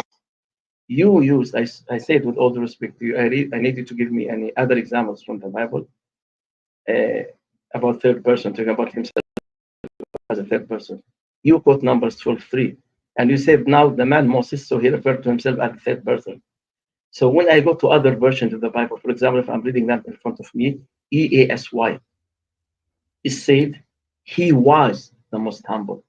So I don't think Moses will say he was. He will say I am. There are so many other versions. Let's say if you go to EXB, it said he was as well. So if you go to let's just for the sake of argument, fine, okie dokie. It doesn't matter. Like, how does this? Where is? Oh, sorry, I did the thing I said I wouldn't do, but you did. You interrupted me. You said 2 minutes. Where? But how do? Who cares if he referred to himself in the third person? Because Xenophon did it. Julius Caesar did it. Josephus did it. Why can't Matthew do it? This doesn't put a really big dent in the fact that Matthew could have wrote Matthew. So okay, so you want me to pass this point? Forget about it. Well, I'm just Ignore saying I it, don't yeah. think it's super relevant. No, it's not super relevant. So what I'm trying to tell you Okay, here. so let's stick with the relevant stuff. Go ahead. Okay, so I'm trying to tell you here that the verse that he quote from Numbers 12:30, it doesn't say that Moses was talking to about himself as a boy, third person, back because to he Moses. says he said he was. Anyway, never mind. Let's go to Mark. It's okay. Oh, okay, let's go to Mark. Let's go to We'll, Mark. ba- Yeah. we'll pass this point. No problem. This Okay. is bothering you. I will leave it for you. Now, let's go to Mark, Gospel of Mark. Mark actually was not a disciple of Christ, but he was a disciple of Paul and Peter. Luke's commentator, Dennis Nenham, states that no one by that name was known to have had a close connections, a special relation with Jesus Christ, or to have had special reputation in the early church. So what do you think of that? That's what, I'm reading from the commentator of Luke's. His name, I'm sure you know him. He's very known as a commentator. His name is Dennis Nenham. Do you know him? Oh, no. Ninum. You don't want to use Ninum. No. You don't want to use Ninum. Ninum's bad. Ninum's bad. No. So he's bad. No, I'm not saying he's bad or not. So what do you think what he's saying? I quote you what he's saying. I think Ninum is well, he's wrong. I mean, first of all, there's a John Mark mentioned in Acts chapter 13. And if you remember, there was a big fight that broke out between Paul and Barnabas. Barnabas wanted to bring Mark along with him. Paul was like, no, we were persecuted in the last 3 towns, and he left us, he abandoned us, and I'm not going to take a risk taking him again. He's going to, there was a dispute. This is all in Acts 13. I believe it's 44 through 50 or thereabouts. Don't hold me to that specifically, but it's there. Colossians, Paul, just writing offhandedly, mentions that Mark is the cousin of Barnabas. Okay, that's interesting. That kind of explains why. That seems pretty historical. It fits, right? Why wouldn't Barnabas want to bring his cousin and stump for his cousin and be willing to argue over kin with it, right? So first of all, why would you invent that guy as being a gospel writer? That's kind of strange. And second of all, I don't know where Ninum is even getting his information from. Okay, like yes, we know that he wasn't a witness. I mean, Justin Martyr tells us that they had companions of the apostles, but all of the early church fathers tell us that Mark is based on Peter's testimony. And there's lots of good internal reasons to believe that Mark is based on Peter's testimony, and I'll do a stream on that sometime. I put a link in the chat last time about that. And so let me just get a drink here. And so, but basically, Richard Bauckham in his book, Jesus and the Eyewitnesses, gives a lot of details of why he believes that it really is historically based on Peter's testimony from a lot of different internal clues. Second of all, Dennis Ninum, in his commentary on Mark, says something really silly. He says in Mark 7:31, here's the verse, then he, Jesus, returned from the region of Tyre and went through Sidon to the region of Decapolis. And then Ninum says the evangelist wasn't directly acquainted with Palestine because in it, Jesus goes up and then down. Okay. Maybe I should put this on the screen. Hang on a second. I'm going to discredit your source here real quick. Hold on. Okay. So this is the map that they pull out, and they go, why would Jesus go north to then go south? If he's going to where he's going, why doesn't he just go south? Okay. And he says that obviously he doesn't know what he's talking about. But Mark does know where Tyre, Syrian Phoenicia, the Sea of Galilee, and Decapolis is. So it's kind of silly to assume he doesn't know where Sidon is. And then if you look at a topographical map, you see that there's all kinds of mountains and terrain and all kinds of other things that they go around, and they go through a place where there would be fresh water. And so there's actually a pass from Sidon. This is according to Tim McGrew. There's a pass from Sidon through the mountains to the Jordan River Valley, where foot travelers to Galilee could have fresh water for the journey. And so Ninem just makes this assumption, looking at a flat map instead of looking at a topographical map, that he has no idea what he's talking about. And so I don't think Ninem is a good source here in general. He's always looking for a negative verdict against the Gospels. I'll speak. It's my turn. Yeah. Eric, I got about 15 minutes, and then I probably need to wrap it up since I'm getting. No, actually, you see, from your 15 minutes, I might be able to speak 4 minutes. Yeah, sure. No, I'll speak only, and I will speak 11 minutes. That's what you might give me. You might allow me to speak 2 or 3 minutes. Oh, bro. Yeah. No, I'm just kidding, because you keep interrupting me. Actually, I didn't even finish one statement. Right? You said you mute yourself, then anyway, let's go back to the topic. You see, when I brought G.B. Phillips, you said he's an ignorant. So I passed it and I said, okay, forget about him. When I brought Dennis Denham, you said, nah, he's wrong. Please don't bring him. He doesn't know where he gets his information from. Okay, we'll pass it also. Now, the testimony of the historian. Do you know the historian Papias, 140 AD? Yeah. Okay, very good. So testimony of the historian Papias, 140 AD, when he said that the elder John used to say that when Mark became Peter's interpreter, he wrote down the great cure everything he remembered, and that he did not, however, narrate in the same exact order the saying and deeds of Jesus Christ, because he had not heard from Jesus Christ or accompanied him at any time.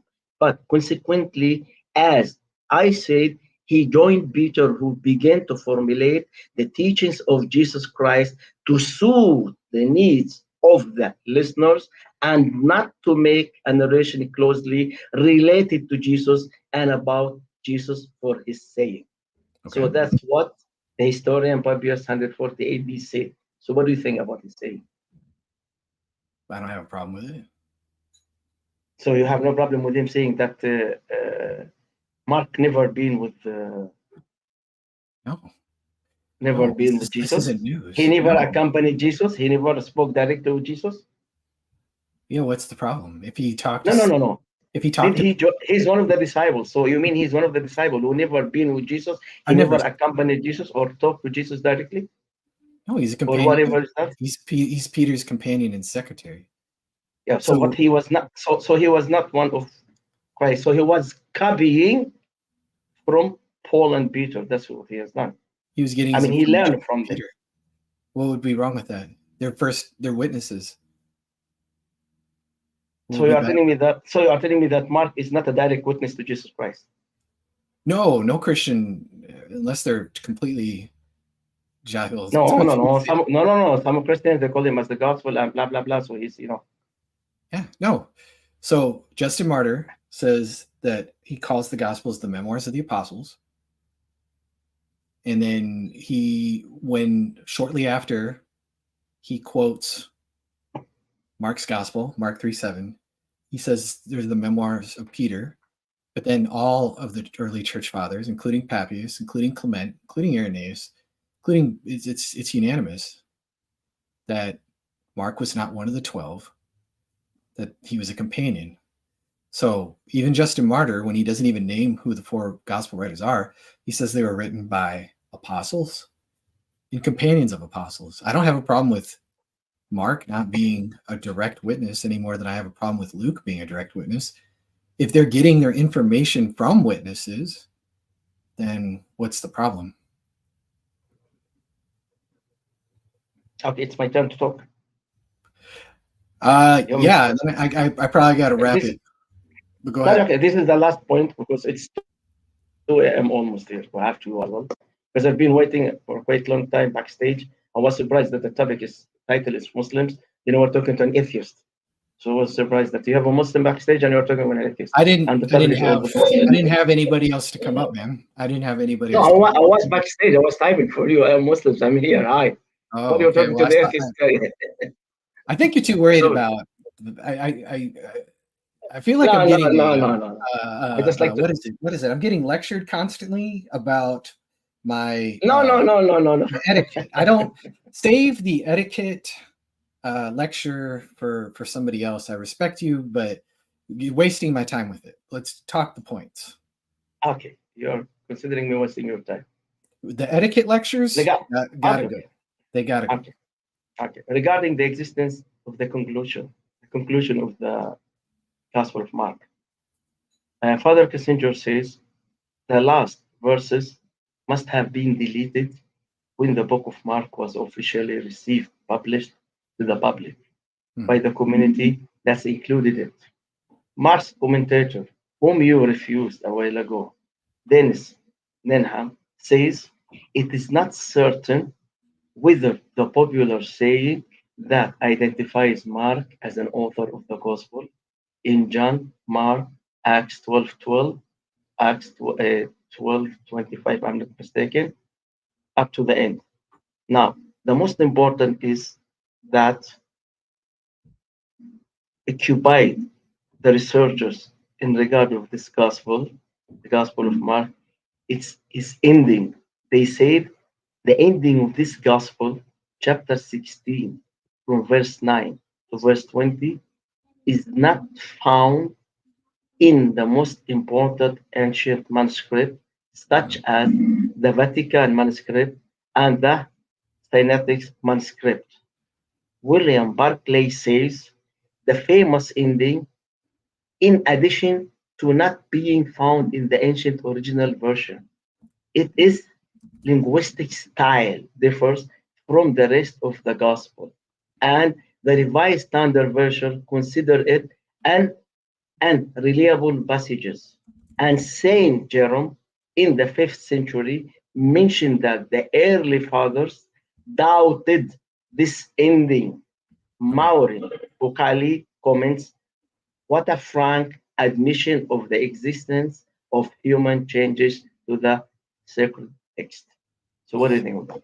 So That's the last comment what for I me. think And about that is this is actually a point in my favor because we have a lot of manuscripts. We can go back to the earliest manuscripts. We can find out things that were inserted and things that were not inserted, and we can make determinations based on the manuscripts by then comparing them with each other. And so if it was added to the text, we can trace that through textual criticism, but that doesn't, you can't take that and draw sweeping conclusions that everything else was corrupted and everything else was invented for all of the reasons that I spent the first hour of the stream outlining.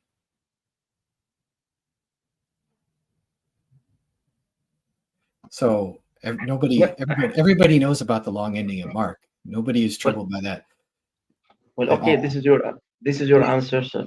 I And if won't you- waste your time anymore. And if you, even Bart Ehrman will admit that, like, even though, like, say there's this insertion from the long ending of Mark, let's just say that it is an insertion, or the pericope adulterae in John chapter 8 is an insertion. He says, basically, we have the text, even though he tries to argue otherwise, when he's being honest, and I can give you a quote from the end of his book on textual criticism, where he's basically like, me and Bruce Metzger, a conservative Christian scholar, are in agreement that there is no fundamental Christian doctrine where the story of Jesus basically is significantly changed in a place where, like, we can't recognize it. And so no, like, this isn't anything that we don't know. It's the long ending of Mark that we have tons of text, and that's why we do textual criticism. You see, the point was I was trying to make here, if you are not, sure among yourself as a Christian about the conclusion of the gospel, so how sure you are about the rest of the gospel? That's the point I was trying to make. Sure. Anyway, It's really simple. It's because we have, first of all, if Mark ends at chapter 8, we still have an empty tomb and an angel saying that Jesus is resurrected from the dead and he's gone to Galilee. You're going to go and meet him there. We still have the crucifixion narratives and everything else that are in there, that no historical scholar is going to say, no, like, that stuff didn't happen. Jesus wasn't really crucified. We still have Luke's gospel, which gives us actual details of what the resurrection appearances were like. We see all the different reasons that Luke is a reliable author who is knowledgeable, who knows, is close up to the facts, is truthful, and multiple times over and over and over again. We got the same thing with Matthew. We got the same thing with John's gospel. So over and over and over again, we have all kinds of historical confirmation of these guys. And so the long ending of Mark, it's like anytime you have a theory, a hypothesis about something, you're going to have like things in there every now and then that are anomalous evidence that you're not exactly sure what to do with. And then you're going to have a lot of points in favor of one particular view, and you're going to go with the hypothesis that labors the least under with all the data and explains all the data the most. And so, and then even if Mark's gospel ended at verse 8, so what? We have Matthew, we have Luke, we have John, and we still have a resurrection narrative. We still have other reasons to trust Mark. And we can trace this stuff. We know where the insertions were, and we can figure it out. It doesn't mean, well, there's this one thing, and so it all is now suspect when we have all the manuscripts that we have, and they all basically say the same thing. And then we have a few manuscripts that disagree about this or that, or the story looks like it was inserted. We don't just assume that they don't know. Again, corrupted narratives don't bear the marks of the testimony that I laid out for the whole first hour. So you have to basically pretend I never said any of that stuff to make your argument work. You have to address all the positive evidence for. Well, thank you very much for your time. And I hope that I did not waste your time, as you said. Okay. So, well, as long as we're not correcting each other all the time over etiquette, then I understand saying, hey, excuse me, can I get my point out? That's fine. I let the same guy do the same thing. So that's totally fine. But when it's like that becomes the distraction to the conversation, then it ceases to be productive. So, but I appreciate you, bro. I think you're respectful, and I appreciate that. I would rather have that than somebody who just wants to yell at me and talk over me. And so I appreciate that. Well, anyway, before I step out, it's almost 2 a.m. here.